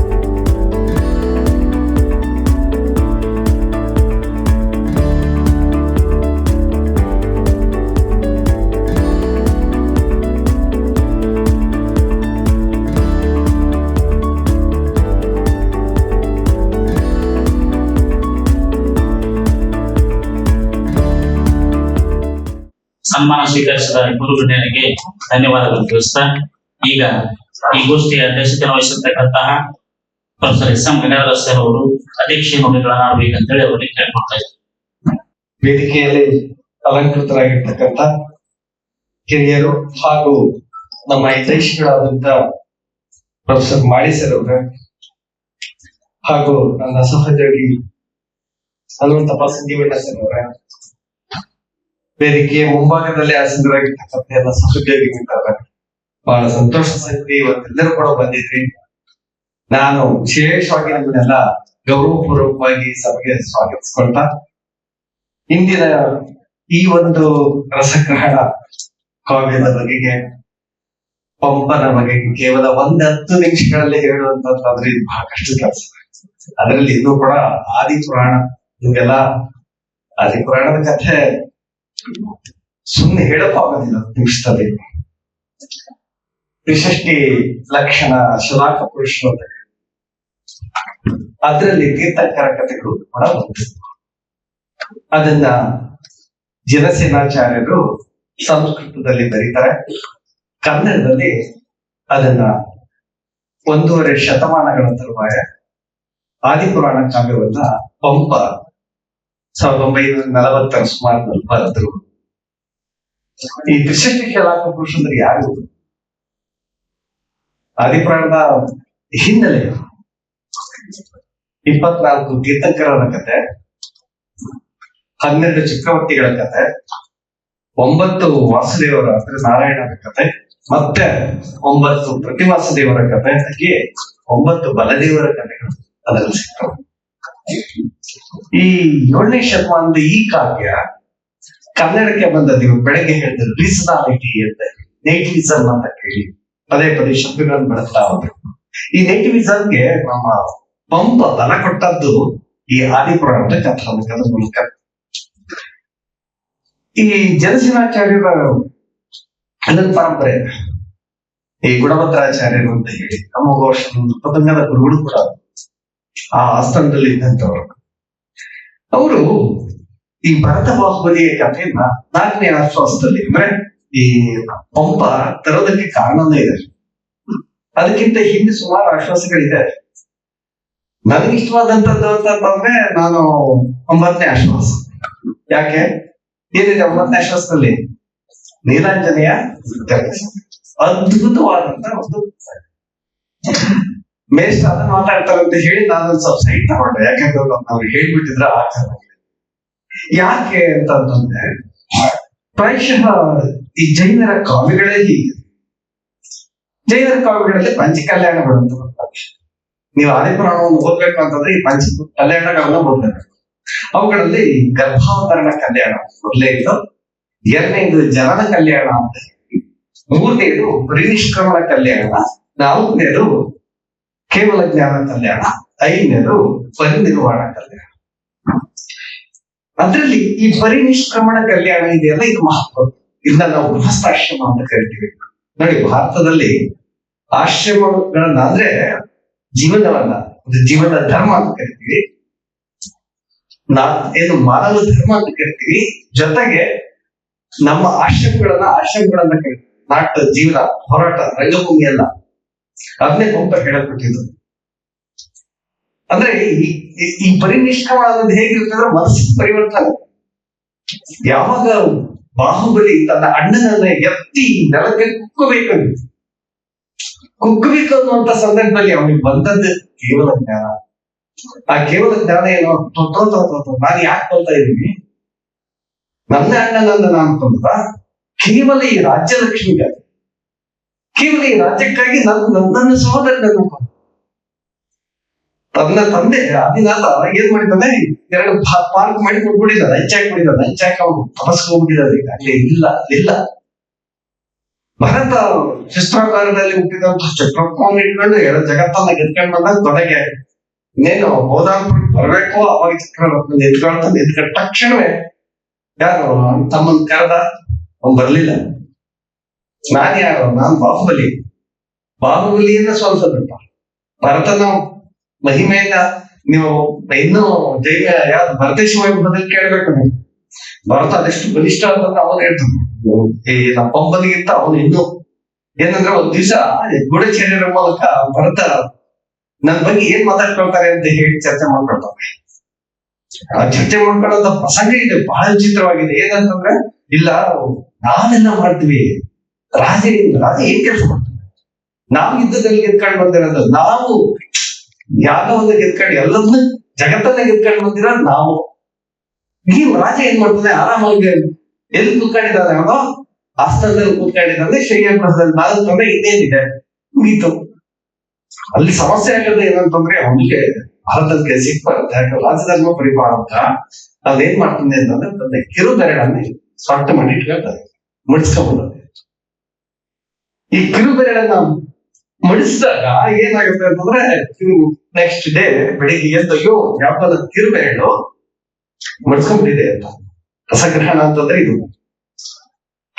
ಹೌದಾ ಅಂತ ಹೇಳಿ ಅವಾಗ ಅರಮನೆಯ ವೈದ್ಯರು ಬರ್ತಾರೆ, ಕಿರುಬೆರಳನ್ನ ನೆಟ್ಟಿಗೆ ಮಾಡಿ ಅಂತ ಹೇಳ್ತಾನೆ, ಟಾಸ್ಕ್ ಕೊಡ್ತಾನೆ ಅಂತ ಅರ್ಥ. ಒಂದೇ ಟಾಸ್ಕ್ ಅಲ್ಲ, ಒಬ್ರಿಗೆಲ್ಲ ಕೊಡೋದು, ವೈದ್ಯರ ಕೈಲಾಗಲ್ಲ ಅಂತ. ಕರೀರಿ ಪೈಲೋದ್ರ ಕರೀರಿ ಅಂತ, ಪೈಲೋದ್ರ ಕೈಲಿ ಬಟ್ ನೆಟ್ ಮಾಡಕ್ ಆಗಲ್ಲ, ಕಿರುಬೆರಳ ಅದು. ಇನ್ನು ಭರತ ಅದೆಷ್ಟು ಬಲಶಾಲಿ ಅಂತ ಸುಮ್ಮನೆ ಅನ್ಕೊಳ್ಳಿ. ದೆನ್ ಅದಕ್ಕೂ ಆಮೇಲೆ ಏನ್ ಮಾಡಿ ದಂಡನಾಯಕ ಅಂತ ಇದ್ದಾರೆ, ನೀವೆಲ್ಲ ಬಂದು ಸ್ವಲ್ಪ ಬೆರಳನ್ನು ನೆಟ್ಟು ಮಾಡಪ್ಪ ಅಂತ ಹೇಳಿ ಅಲ್ಲೂ ಆಗಲ್ಲ. ಇನ್ನೇನ್ ಮಾಡೋದಂತ ಹರಿದಾರಿ ಜನರೆಲ್ಲ ಸಾಲಾಗಿ ನಿಂತರು. ಅದ್ಭುತವಾಗಿ ಕೊಡ್ತಾನೆ ಅಂತಂದ್ರೆ ಆ ವರ್ಧೇಶ್ ವೈಭವದಲ್ಲಿ 16 ಮೈಲು ಜನಗಳು ಸಾಲಾಗಿ ನಿಂತ ಸರಪಳಿ ಹಾಕಿ ಜಗ್ಗ ಶುರು ಮಾಡಿದ್ರಂತೆ. ಅವ್ನು ಬೆರಳಿಷ್ಟು ಭರತನ ಅಷ್ಟು ಬಲಶಾಲಿ. ಇಂಥ ಬಲಶಾಲಿಯನ್ನ ಬಾಹುಬಲಿ ಕಟ್ಟಿ ಹಾಕುವಂತ ಪ್ರಯತ್ನ ನಾವು ಪಂಪನಲ್ಲೇ ನೋಡ್ತೀವಿ. ಇದು ಈ ಚಿತ್ರಣ ಇದೆಯಲ್ಲ, ಇದು ನಮಗೆ ಹೊಸದೊಂದು ಯುದ್ಧ ಕಲ್ಪನೆಯನ್ನ ಮತ್ತೆ ಮನಸ್ಸಿನ ಪರಿವರ್ತನೆ, ನಾವೇನ್ ಕೆಥಾರ್ಸಿಸ್ ಅಂತ ಕರಿತೀವಲ್ಲ, ಈ ಮನಸ್ಸಿನ ಪರಿವರ್ತನೆ, ಭಾವವಿರೇಚನ ಪ್ರಕ್ರಿಯೆಯನ್ನ ನಾವು ಮಾಡ್ತೇವೆ. ಇನ್ನು ಇದೇ ತರ ನೀಲಾಂಜನೇಯ ನೃತ್ಯ ಪ್ರಸಂಗದಲ್ಲಿ ಇನ್ನೊಂದು ಅಪೋಸಿಟ್ ಸೈಡ್ ಅಂತದ್ದು, ಅದು ಯುದ್ಧನೇ ಇಲ್ಲ, ಯಾವ ಇದು ಇಲ್ಲ. ಇನ್ನೇನು ಆದಿನಾಥ ಹೋಗ್ಬೇಕು ತಪಸ್ಗೆ, ಹೋಗ್ಬೇಕಾದಾಗ ಏನ್ ಮಾಡ್ಬೇಕು, ಒಂದ್ ಇಂದ್ರ ಹೇಳ್ತಾನೆ ಆದಿನಾಥ ಅಂತ ಕಾಲು ಸಮೀಪಿಸ್ತು, ಅವನಿಗೆ ಹೊರಟೋಗ್ಬಿಡ್ತಾನೆ. ಹೊರಟೋಗುವಾಗ ಅವನಿಗೊಂದು ಎಂತಂದ್ರೆ ನಾವು ಫೇರ್ವೆಲ್ ಪಾರ್ಟಿ ಮಾಡ್ಬಿಡೋಣ ಅಂತ ಹೇಳಿ ಇಂದ್ರ ಬಂದು ಫೇರ್ವೆಲ್ ಪಾರ್ಟಿಯನ್ನ ಆಯೋಜಿಸ್ತಾನೆ. ನೀಲಾಂಜನೇಯ ಕರ್ಕೊಂಡು ದೇವನರ್ತಕ್ಕೆ ಅವಳ ಸ್ವರೂಪ ಹೇಗಿರ್ತದೆ ಅಂತಂದ್ರೆ ಅವ್ನು ಹೇಳ್ತಾನೆ ಪಂಪ, ಅವಳು ಈ ಕಾಮಲತೆಯ ಬಳ್ಳಿ ಅಂತಿದ್ಲ ಅಂತ ಅವಳ ಹೆಸರೇ ನೀಲಾಂಜನೆ. ಈ ಕಂಪು ಕಾಡಿಗೆಯನ್ನ ಅಂದ್ರೆ ಅವಳ ಕಣ್ಣಿಗೆ ಎತ್ಕೊಂಡು ಎಂಥ ರೂಪ ಅಂತೆ ಅಂತಂದ್ರೆ ಜಸ್ಟ್ ಇನ್ನು ತೆರೆ ಸದ್ದಿಲ್ಲ, ಅವಳು ಭರತನಾಟ್ಯದ ಭಂಗಿಯಲ್ಲಿ ನಿಂತ್ಕೊಂಡಿದ್ದಾಳೆ. ಆ ನಿಂತ್ಕೊಂಡಿದ್ದನ್ನೇ ನೋಡ್ಬಿಟ್ಟು ಎಂತ ಆಕೃತಿ ಇರಬಹುದು ಅಂತ ಇಡೀ ಮುಂದಿನ ಇರ್ತಕ್ಕಂಥ ಎಲ್ಲ ಸಭಿಕರು ಗಮನಿಸ್ತಾ ಇದ್ರಂತ. ಅವಳು ಆ ರಂಗವನ್ನ ಪ್ರವೇಶಿಸಿದಾಗ ಅಂತರಂಗವನ್ನು ನೋಡಿ, ಅಲ್ಲಿ ಹೇಳುವಂತ ಕ್ರಮ ಇದೆ, ಅಂತರಂಗವನ್ನು ಮತ್ತು ರಂಗವನ್ನು ಪ್ರವೇಶಿಸಿದ್ಲು ಅಂತ. ಅವಳ ಆ ನಿರೀಕ್ಷೆ ಇದೆಯಲ್ಲ, ಎಂಥ ಕೊಡಬಹುದು ಅಂತ ಹೇಳಿ ಆ ನೀಲಾಂಜನೆಯ ಅವಳದು ಕಾಲ ಮುಗಿದೋಗಿತ್ತು. ಇನ್ನೇನು ಎಲ್ಲ ಕ್ಲೈಮ್ಯಾಕ್ಸಿಗೆ ಬಂತು ಸೀನು, ಅವಳದು ಕಾಲ ಮುಗಿದೋಯ್ತು. ಅವಳ ಅಲ್ಲೇ ಅಂತರ್ಧನ ಮೊದಲು ಅಂದ್ರೆ ಸೌದಾಮಿಯನ್ನು ಹೋದ್ವಿ. ಹಾಗಾದ್ರೆ ಇನ್ ಮುಂದೆ ಏನ್ ಮಾಡೋದು, ಕರ್ಕೊಂಡು ಒಂದು ಆಯೋಜಕ ಇದ್ನಲ್ಲ ಯಾರು ಇಂದ್ರ, ಚಿಂತೆ ಆಯ್ತು, ಇಮಿಡಿಯೇಟ್ ಆಗಿ ಅದನ್ನೊಂದು ಪ್ರತಿರೂಪವನ್ನು ಸೃಷ್ಟಿಸಿ ನೀಲಾಂಜನೇಯ ರೂಪವನ್ನು. ಅವಾಗ ಅದು ಯಾರಿಗೂ ಗೊತ್ತಾಗ್ಲಿಲ್ಲ, ಗೊತ್ತಾಗಿದ್ದು ಕೇವಲ ಆದಿನಾಥನಿಗೆ ಮಾತ್ರ. ಆದಿನಾಥ ಈ ಜಗತ್ತಿನಲ್ಲಿ ಯಾವುದೇ ಶಾಸ್ತ್ರ, ಎಂತ ಅದ್ಭುತವಾದಂತಹ ಆ ಒಂದು ನೃತ್ಯ ಪ್ರತಿಭೆ, ದೇವನರ್ತಕಿಯ ಆ ಪ್ರತಿಭೆ ಅವಳಿಗೆ ಇನ್ನು ಶಾಶ್ವತವಲ್ಲ. ಇನ್ನು ನನ್ನ ಜೀವನ, ಈ ನರಜನ್ಮ ಇದೆಷ್ಟು ಶಾಶ್ವತವಾದದ್ದು. ಇಂತಹ ಶಾಶ್ವತಗಳನ್ನ ನೆಚ್ಚಿ ನಾವು ನಂಬಿಕೊಂಡು ಕುತ್ಕೊಳ್ಬೇಕಾ? ಹೀಗೆಲ್ಲ ವಿಚಾರಿಸ್ಕೊಂಡು ಏನು ಅಂತಂದ್ರೆ ಸಮಾಜದಿಂದ ಪರಿನಿಷ್ಕ್ರಮಣ ಅಂದ್ರೆ ವಿಮುಖವಾಗುವಂಥದ್ದು, ವೈರಾಗ್ಯವನ್ನು ಹೊಂದುವಂಥದ್ದು. ನಾವು ಬಹಳ ಬೇಗ ಇದೇನ ನಾವು ಸಂಸಾರ ಹೇಸ್ತದ ಅಂತ ಹೇಳಿ ನಾವು ಸಾಯ್ತು ಅಂತ ಕರಿತೀವಿ. ನಾವು ಇಮಿಡಿಯೇಟ್ ಆಗಿ ಅದರಿಂದ ಸಂಸಾರದಿಂದ ವಿಮುಖತೆ ಇಲ್ಲ.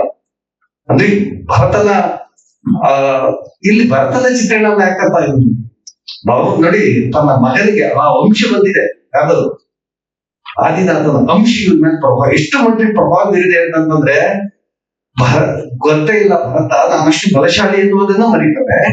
ಹೇಳ್ತಾನೆ ಆದಿಗಿಂತ ಪುಷ್ಪವೃಷ್ಟಿ ಆಗ್ತಾವ ಅಂದ್ರೆ ಆನಂದ ಪುಷ್ಪವೃಷ್ಟಿ ಆಗುವಂತ ಸಂದರ್ಭ.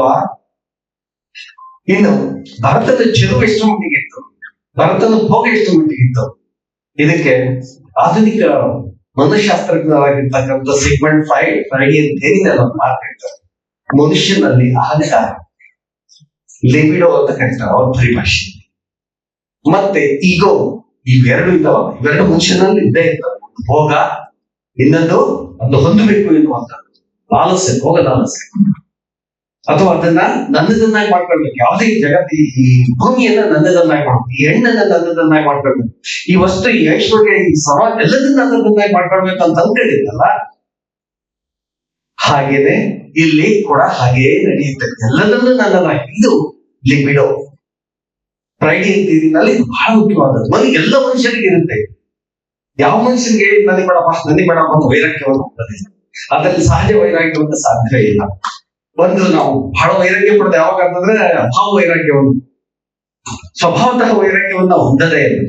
ಆದರೆ ಇಲ್ಲಿ ನೋಡಿ ಎಂತದ ವೈರಾಗ್ಯ ಎನ್ನುವಂಥದ್ದನ್ನ ನಾವಿಲ್ಲಿ ನೋಡ್ಬೇಕು. ಚಾಮುಂಡರಾಯನ ಆ ಒಂದು ವಿಭತ್ಸವಾದಂತಹ ಏನಂತ ಒಂದು ಬಾಹುಬಲಿ ಮೂರ್ತಿಯನ್ನ ಕಳಿಸಿದ್ರಲ್ಲ, ಅದರ ಮುಖಮುದ್ರೆಯಲ್ಲಿರ್ತಕ್ಕಂತಹ ಜಿತೇಂದ್ರಿಯತ್ವಗಳನ್ನ ಗೆದ್ದ ಮುಖಮುದ್ರೆ ಇದೆಯಲ್ಲ, ಅದನ್ನ ನೋಡಿದಾಗ ನಮಗೆ ಅರ್ಥ ಆಗುತ್ತೆ ಕಾಮ, ಕ್ರೋಧ, ಮೋಹ, ಮದ, ಮತ್ಸರಗಳನ್ನ ಗೆದ್ದವನು ಹೇಗಿರ್ತಾನೆ ಅಂತೇಳಿ. ಅವ್ನು ಯಾಕಲ್ಲ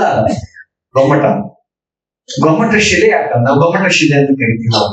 ಗೊಮ್ಮಟ ಶಿಲೆ ಆಗಿದ್ದು ಪ್ರತಿಮಾ ಯೋಗ ಅಂತ ಒಂದು ಯೋಗ ಬರುತ್ತೆ ಜೈನರಲ್ಲಿ. ಆ ಪ್ರತಿಮಾ ಯೋಗ ಅಂತಂದ್ರೆ ಏನಂತಂದ್ರೆ ಸ್ಟ್ಯಾಚ್ಯೂ. ನಾವು ಸ್ಟ್ಯಾಚ್ಯೂ ಅಂತ ಆಟ ಆಡ್ತೀವಿ. ಸ್ಟ್ಯಾಚ್ಯೂ ಅಂತ ಸ್ಟ್ಯಾಚ್ಯೂ ಆಗ್ಬಿಡೋದು. ನಾವು ಹಾಗೆ ನಿಂತ್ಕೋಬೇಕು, ಕಲ್ಲು ನಿಂತಾರ. ಯಾಕೆ ಅಂತ ನನ್ಗೆ ಏನು ಬೇಡ, ಬಟ್ಟೆ ಎಲ್ಲ ನಮಗೆ ಕಳಿಸಿ ನಿಂತಹ ಹೋಗಿ ಆ ಮೂರ್ತಿಗಳು ನಾವು ಇವತ್ತು ಇಡೀ ಆದಿಪುರಾಣದಲ್ಲಿ ಪಂಪ ಆದಿಪುರಾಣವನ್ನ ಬಂದ್ರೆ ಬಾಹುಬಲಿ ಚಿತ್ರಣವನ್ನ ಕಟ್ಟಿಕೊಟ್ರೆ, ಚಾಮುಂಡರಾಯ ಅದನ್ನೊಂದು ಮೂರ್ತಿ ಶಿಲ್ಪವನ್ನಾಗಿ ಅಂದ್ರೆ ಸ್ಕಲ್ಪ್ಚರ್ ಆಗಿ ಕೆತ್ತಿರ್ತಾನೆ. ಶ್ರೀರಂಗಪಟ್ಟಣದ ಆ ಒಂದು ಇದಕ್ಕೆ ಹೋದ್ರೆ ನಮ್ಗೆ ಗೊತ್ತಾಗುತ್ತೆ, ಗೊಮ್ಮಟ ಗಿರಿಗೆ ಮೇಲಿಂದ ಕೆಳಗೆ ಅವನ ನಾವ್ ಏನ್ ನೋಡ್ತಾ ಇದೀವಿ ಅಂದ್ರೆ ಆ ಮುಖವನ್ನ ನೋಡಿದಾಗ ಗೊತ್ತಾಗುತ್ತೆ ಎಲ್ಲವನ್ನ ಜಿನ ಅಂದ್ರೆ ಎಲ್ಲವನ್ನ ಗೆದ್ದವನ್ನ ಹೇಗಿರ್ತಾನೆ, ಒಬ್ಬ ಕೇವಲ ಜ್ಞಾನಿ ಹೇಗಿರ್ತಾನೆ, ಯಾರನ್ನು ನಾವು ಜಿನ ಕರಿಬೇಕು ಎನ್ನುವಂಥದ್ದು ನಮ್ಗೆ ಗೊಮ್ಮಟನ ಮೂರ್ತಿ ಹೇಳ್ಕೊಡುತ್ತೆ, ಅವನ ಮುಖ ಹೇಳ್ಕೊಡುತ್ತೆ. ಸೊ ಇಂತಹ ಒಂದು ಮತ್ತೆ ಇದು ಕಥೆ ಏನಿದೆ ಸಣ್ಣ ಕಥೆ ಎಲ್ಲ ಆದಿಪುರಾಣದಲ್ಲಿ ಸುಮಾರು ಭವಾವಳಿಗಳ ಕಥೆ, 10 ಭವಗಳ ಕಥೆಗಳನ್ನು ಕೂಡ ಕರೀತಾರೆ. ಜಯವರ್ಮ, ಮಹಾಬಳ, ಮತ್ತೆ ಲಲಿತಾಂಗ, ವಜ್ರಜಂಗ, ಆರ್ಯ, ಮತ್ತೆ ಶ್ರೀಧರ ದೇವ, ಸುನೀತಿ, ಅಚ್ಯುತೇಂದ್ರ, ವಜ್ರನಾಗಿ, ಅಹವೇಂದ್ರನ ಮಕ್ಕಳೇ ಒಂದು ಆದಿನಾಥ. ಹೀಗೆ ಅಂದ್ರೆ ದ ಕಾಂಕ್ರೀಟ್ ಆದಂತಹ ಒಂದು ಒಂದು ಒಂದು ಮಾನವ ಸಹಜ ದೌರ್ಬಲ್ಯಗಳನ್ನ ಭರತ ಪ್ರತಿನಿಧಿಸಿದ್ರೆ, ಬಾಹುಬಲಿ ವೈರಾಗ್ಯವನ್ನು ಪ್ರತಿನಿಧಿಸುವಂತ ಎಲ್ಲದನ್ನ ಬಿಟ್ಟು ತಾನು ಈ ಒಂದು ಡಿಟ್ಯಾಚ್ಮೆಂಟ್ ಇದೆಯಲ್ಲ, ಅಟ್ಯಾಚ್ಮೆಂಟ್ ಬಹಳ ಸುಲಭ, ಯಾರ ಜೊತೆ ಬೇಕಾದ್ರೆ ಅಟ್ಯಾಚ್ಮೆಂಟ್. ಆದ್ರೆ ಡಿಟ್ಯಾಚ್ಮೆಂಟ್ ಅದೆಷ್ಟು ಕಷ್ಟ ಆಗುತ್ತೆ. ಅದೆಲ್ಲದನ್ನ ಬಿಟ್ಟು ಗೊಮ್ಮಟ ಶಿಲೆಯಾದಂತ ಕಥೆಯನ್ನ ನಾವು ಆದಿಪುರಾಣದಲ್ಲೂ ಆಸ್ ವೆಲ್ ಆಸ್ ಚಾಮುಂಡರಾಯನು ಕೆತ್ತಿಸಿದಂತಹ ಗೊಮ್ಮಟ ಮೂರ್ತಿಯಲ್ಲಿಯೂ ಕೂಡ ಕಾಣಬಹುದು.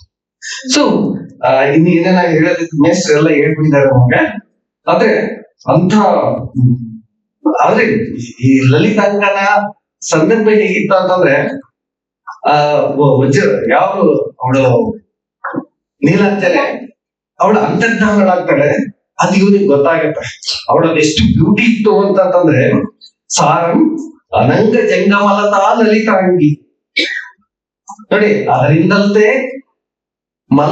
ಅದರಿಂದ ಅಲ್ದೆ ಸಂಸಾರ ಅಂತಂದ್ರೆ ಆ ಲಲಿತಾಂಗಿ ಇರಲ್ಲ, ಅಂತವರಿಂದಲೇ ಈ ಹೆಣ್ಣುಗಳಿಂದಲೇ ನಮ್ ಸಂಸಾರ. ಈ ಹೆಣ್ಣುಗಳನ್ನ ಬಿಟ್ಟು ಹೋಗ್ಬೇಕಪ್ಪ, ಅವಾಗ ಗೊತ್ತಾಗುತ್ತೆ ನಮ್ಗೆ ಇಂತಹ ವಿಷಯಗಳನ್ನ ವಿವರಗಳನ್ನ ನಾವು ತಿಳ್ಕೊಳ್ಬೇಕಾದಾಗ ಆದಿಪುರಾಣ ಕಾವ್ಯ ನಮ್ಗೆ ಇಂತಹ ಒಂದು ಸಾವಿರಾರು ಪ್ರತಿಮೆಗಳನ್ನ ನಮ್ಗೆ ಕಟ್ಕೊಡುತ್ತೆ. ಆ ಸಾವಿರಾರು ಪ್ರತಿಮೆಗಳು ಒಂದೊಂದು ಸಂದೇಶವನ್ನ, ಒಂದೊಂದು ಸಂದೇಶವನ್ನ ಕಟ್ಕೊಡುತ್ತೆ ಅಂತ ಹೇಳ್ತಾ ಈ ಒಂದು ಸರ್ ಬಹಳ ಅದ್ಭುತವಾಗಿ ಮಾತನಾಡಿದ್ರು. ಅವ್ರ ಭಾಷೆ ಕೇಳೋದಕ್ಕೆ ನನಗಂತೂ ತುಂಬಾ ಇಷ್ಟ. ಸುಮಾರು ಕಾರ್ಯಕ್ರಮಗಳಲ್ಲಿ ಅವ್ರ ಭಾಷೆಯನ್ನು ಎಂಜಾಯ್ ಮಾಡ್ತೀನಿ. ಈ ಕಾರ್ಯಕ್ರಮಕ್ಕೆ ಆಕ್ಚುಲಿ ಅವ್ರ ಅಧ್ಯಕ್ಷರಾಗಬೇಕು. ಆದ್ರೆ ಹೇಳದೇ ಸರ್ ನಿಮ್ ಬಗ್ಗೆ ನಾನು ರಿಮಾರ್ಕ್ಸ್ ಕೊಡೋದಲ್ಲ, ನಮ್ ಬಗ್ಗೆ ನೀವು ರಿಮಾರ್ಕ್ಸ್ ಕೊಡ್ಬೇಕು. ಯಾಕೆಂತಂದ್ರೆ ಅಂತಹ ಅನುಭವಿ ಪ್ರಾಧ್ಯಾಪಕರು, ಅದ್ಭುತವಾದಂತಹ ಮಾತುಗಾರಿಕೆ, ಬಹಳ ಸಂತೋಷ ಆಯ್ತು. ಅವ್ರಿಗೆ ನಾನು ಅಭಿನಂದಿಸ್ತಾ, ಮತ್ತೆ ಈ ಕಾರ್ಯಕ್ರಮವನ್ನು ಆಯೋಜನೆ ಮಾಡಿರ್ತಕ್ಕಂಥ ವಿಭಾಗದ ಅಧ್ಯಕ್ಷರು ಮಾತ್ರವಲ್ಲ, ನಮ್ಮ ಕುಲಪತಿಗಳು, ಕುಲಸಚಿವರು, ಅಲ್ಲದೆ ಕುಲಸಚಿವರು, ಮೌಲ್ಯಮಾಪನ, ಹಣಕಾಸು ಅಧಿಕಾರಿಗಳು ಮತ್ತು ನಮ್ಮೆಲ್ಲ ಸಹೋದ್ಯೋಗಿಗಳು, ಹಾಗೆ ಸ್ನಾತಕೋತ್ತರ ಹಾಗೂ ಸಂಶೋಧನಾ ವಿದ್ಯಾರ್ಥಿಗಳು ಮಾತ್ರವಲ್ಲ, ಇವತ್ತೆಲ್ಲ ಆಗಮಿಸಿರ್ತಕ್ಕಂಥ ನನ್ನೆಲ್ಲ ಅಧ್ಯಾಪಕ ಸಹೋದ್ಯೋಗಿಗಳು, ಅವರು ಅವರ ಗೆಳೆತನವನ್ನ ಬಹಳ ನೆನೆಸ್ಕೊಳ್ತೀನಿ. ಸೊ ಇಂತಹ ಸಂದರ್ಭಕ್ಕೆ ತಾವೆಲ್ಲರೂ ಸಾಕ್ಷಿಯಾಗಿದ್ದೀರಿ. ನಾವೆಲ್ಲರಿಗೂ ಕೂಡ ಮತ್ತೊಮ್ಮೆ ಧನ್ಯವಾದಗಳನ್ನು ಸಲ್ಲಿಸ್ತಾ, ನಿಮಗೆ ಅವಕಾಶ ಕೊಟ್ಟಂತಕ್ಕಾಗಿ ಮತ್ತೊಮ್ಮೆ ಧನ್ಯವಾದಗಳನ್ನು ಹೇಳಿ ಮಾತನಾಡುತ್ತೀನಿ. ನಮಸ್ಕಾರ. ಗ್ರಾಮೀಣ ಪ್ರದೇಶದಲ್ಲಿ ಒಂದು ಮಾತನ್ನು ಹೇಳ್ತಾರೆ, ಯಾರು ನಮಗೆ ಕಿರುಗಳನ್ನ ನೆಟ್ಟಗ್ ಮಾಡ್ಲಿಕ್ಕೆ ಆಗೋದಿಲ್ಲ ಎನ್ನುವಂತ. ಯಾಕೆ ಅಂತಂದ್ರೆ ಅವ್ರಲ್ಲಿರ್ತಕ್ಕಂತಹ ಒಂದು ಗರ್ವ ಎಂತಕ್ಕಂಥದ್ದು, ಸೊಕ್ಕು ಎಂತಕ್ಕಂಥದ್ದು, ಅವ್ರಲ್ಲಿರ್ತಕ್ಕಂಥ ಒಂದು ನೀಚ ಮನೋಭಾವನೆ ಎಂತಕ್ಕಂಥದ್ದು, ಆ ಒಂದು ಮನೋಭಾವನೆಯನ್ನ ಕನ್ನಡದ ಕಾವ್ಯಗಳು, ಕನ್ನಡದ ಕವಿಗಳು ಯಾವ ರೀತಿಯಾಗಿ ಆ ಕಾವ್ಯದ ಮುಖೇನವಾಗಿ ಆ ಗರ್ವವನ್ನ ಮುರಿದ್ರು ಎನ್ನುವಂತ ಆಲೋಚನೆಯನ್ನ ಈಗ ಹಳೆಗನ್ನಡ ಕಾವ್ಯಗೋಷ್ಠಿಯ ಅಧ್ಯಕ್ಷತೆಯನ್ನು ವಹಿಸಿರ್ತಕ್ಕಂಥ ಮರೇಂದ್ರ ಸರ್ ಅವರು ಅತ್ಯಂತ ಅದ್ಭುತವಾಗಿ ಆ ಒಂದು ದೃಷ್ಟಾಂತವನ್ನ ನಮ್ಮ ಮುಂದೆ ಸಾದರಪಡಿಸಿದ್ದಾರೆ. ಅವರಿಗೆ ತುಂಬ ಧನ್ಯವಾದಗಳು. ಹಾಗೇನೆ ಕೊನೆಯ ಘಟ್ಟ ವಂದನಾರ್ಪಣೆ. ಈಗಾಗಲೇ ಈ ಉಪನ್ಯಾಸಕ್ಕೆ ಒಟ್ಟು ಉಪನ್ಯಾಸವನ್ನ ನಿರ್ವಹಿಸಿಕೊಟ್ಟಿರ್ತಕ್ಕಂತ ಮಾಳೀಸರ್ ಅವರಿಗೆ ವಿಶ್ವವಿದ್ಯಾಲಯ ಹಾಗೂ ಕನ್ನಡ ವಿಭಾಗದ ವತಿಯಿಂದ ಅವರಿಗೆ ತುಂಬ ಹೃದಯದ ವಂದನೆಗಳನ್ನ ಸಲ್ಲಿಸ್ತಾ ಇದ್ದೇನೆ. ಹಾಗೆ ಈ ಗೋಷ್ಠಿ ಅಧ್ಯಕ್ಷತೆ ವಹಿಸಿರ್ತಕ್ಕಂಥ ಗಂಗಾಧರ್ ಸರ್ ಅವರಿಗೂ ಸಹಿತ ವಿಶ್ವವಿದ್ಯಾಲಯದ ಪರವಾಗಿ, ಶಾಸ್ತ್ರೀಯ ಕನ್ನಡ ಭಾಷಾ ಅಧ್ಯಯನ ಸಂಸ್ಥೆಯ ಪರವಾಗಿ ತುಂಬ ಹೃದಯದ ವಂದನೆಗಳನ್ನ ಸಲ್ಲಿಸ್ತಾ ಇದ್ದೇನೆ. ಹಾಗೇನೆ ಈ ಪ್ರಾಧ್ಯಾಪಕ ಬಳಗದವರು ಇಲ್ಲಿವರೆಗೂ ಕೂಡ ಅತ್ಯಂತ ಉತ್ಸುಕತೆಯಿಂದ ಇದರಲ್ಲಿ ಪಾಲ್ಗೊಂಡು ಅವರು ಕೂಡ ಉಪನ್ಯಾಸವನ್ನು ಆಲಿಸಿರುವುದರಿಂದ ಅವರಿಗೂ ಸಹಿತ ರಾಣಿ ಚೆನ್ನಮ್ಮ ವಿಶ್ವವಿದ್ಯಾಲಯ ಹಾಗೂ ನಮ್ಮ ಕನ್ನಡ ವಿಭಾಗದ ವತಿಯಿಂದಲೂ ಕೂಡ ವಂದನೆಗಳನ್ನ ಸಲ್ಲಿಸ್ತಾ ಇದ್ದೇನೆ. ಹಾಗೇನೆ ವಿದ್ಯಾರ್ಥಿ ಮಿತ್ರರಿಗೂ, ಸಂಶೋಧನಾ ವಿದ್ಯಾರ್ಥಿಗಳಿಗೂ, ಇಲ್ಲಿ ನಡೆದಿರ್ತಕ್ಕಂತಹ ಎಲ್ಲ ಸರ್ವ ಮನಸ್ಸುಗಳಿಗೂ ಸಹಿತ ಈ ಒಂದು ಗೋಷ್ಠಿಯ ವತಿಯಿಂದ ವಂದನೆಯನ್ನು ಸಲ್ಲಿಸಿ ಈ ಕಾರ್ಯಕ್ರಮದ ವಂದನೆಯನ್ನ ಇಲ್ಲಿ ಮುಗಿಸಿ ಈ ಕಾರ್ಯಕ್ರಮವನ್ನು ಮುಕ್ತಾಯ ಮಾಡ್ತಾ ಇದ್ದೇವೆ. ಮತ್ತೆ ಎರಡನೇ ಗೋಷ್ಠಿ ಊಟದ ನಂತರ ಆರಂಭ ಆಗ್ತಕ್ಕಂಥದ್ದು, ತಾವೆಲ್ಲರೂ ಪಾಲ್ಗೊಳ್ಬೇಕಂತ ಹೇಳಿ ವಿನಂತಿಸ್ತಾ ಇದ್ದೇವೆ. ಸ್ನೇಹಿತರೆ, ಒಂದೇ ಒಂದು ವಿನಂತಿ, ನಾವು ಬಹಳ ಪೂರ್ವ ನಿಯೋಜಿತವಾಗಿ ಹಲವಾರು ಕಾರ್ಯಕ್ರಮಗಳನ್ನ ಇದೇ ರೀತಿ ಮಾಡ್ಬೇಕಂತ ನಾವು ಯೋಜನೆ ಮಾಡಿದ್ವಿ. ಸ್ವಲ್ಪ ಅಸ್ತವ್ಯಸ್ತ ಆಯ್ತು ಕಾರ್ಯಕ್ರಮದಲ್ಲಿ. ಈಗ ಏನಾಯ್ತು ಅಂದ್ರೆ, ನಾವು ನಿನ್ನೆ ಮಾಡಿದ ಪ್ರಕಾರ ಒಂದು ಊಟಕ್ಕೆ ಬೇರೆ ನಾವು ಇದು ಕೊಟ್ಟಿದ್ವಿ, ಒಂದು 250 rupees ಒಂದು ಊಟದ ಯೋಜನೆಯನ್ನ ನಾವು ಮಾಡಿಕೊಂಡಿದ್ವಿ. ಯಾವಾಗ ಕನ್ನಡ ಅಧ್ಯಾಪಕರು ಬರೋದಿಲ್ಲ ಅಂತ ಕಾರಣಕ್ಕೆ ನಮ್ಮಲ್ಲಿ 300 ಜನಕ್ಕೆ ಊಟದ ವ್ಯವಸ್ಥೆಯನ್ನ ತಕ್ಷಣಕ್ಕೆ ಇಲ್ಲೇ ಕ್ಯಾಂಟೀನ್ ಮಾಡ್ಕೊಂಡ್ವಿ. ನಾನು ಯಾಕೆ ಮಾತಾಡ್ತಾ ಇದ್ದೀನಿ ಅಂದ್ರೆ, ತಕ್ಷಣಕ್ಕೆ ಬಂದಿರ್ತಕ್ಕಂಥ ನಿಮ್ಗೆ ಈಗ 3 ಕಡೆ ಊಟದ ವ್ಯವಸ್ಥೆನ ಮಾಡ್ಕೊಂಡಿದ್ವಿ. 2 ಗಂಟೆಗೆ ಸರಿಯಾಗಿ ನಮ್ಮ ತಾಳಮದ್ದಲೆ ಕಾರ್ಯಕ್ರಮ ಪ್ರಾರಂಭ ಆಗುತ್ತೆ. ಮೊದಲು ಊಟ ಮಾಡಿದ್ರೆ ಆಮೇಲೆ ವಿದ್ಯಾರ್ಥಿಗಳು ಮಾಡ್ತಾರೆ. ಹಾಗಾಗಿ ಮೇಲಿನ ಫ್ಲೋರ್ ಅಲ್ಲಿ 1, 2, 3 ನಮ್ಮಲ್ಲಿ ಊಟದ ವ್ಯವಸ್ಥೆ ಮಾಡ್ತಾರೆ. ದಯಮಾಡಿ ಎಲ್ಲರೂ ಕೂಡ ಊಟವನ್ನು ಸ್ವೀಕಾರ ಮಾಡಬೇಕು. ಹಾಗೇನೆ ಸಂಜೆ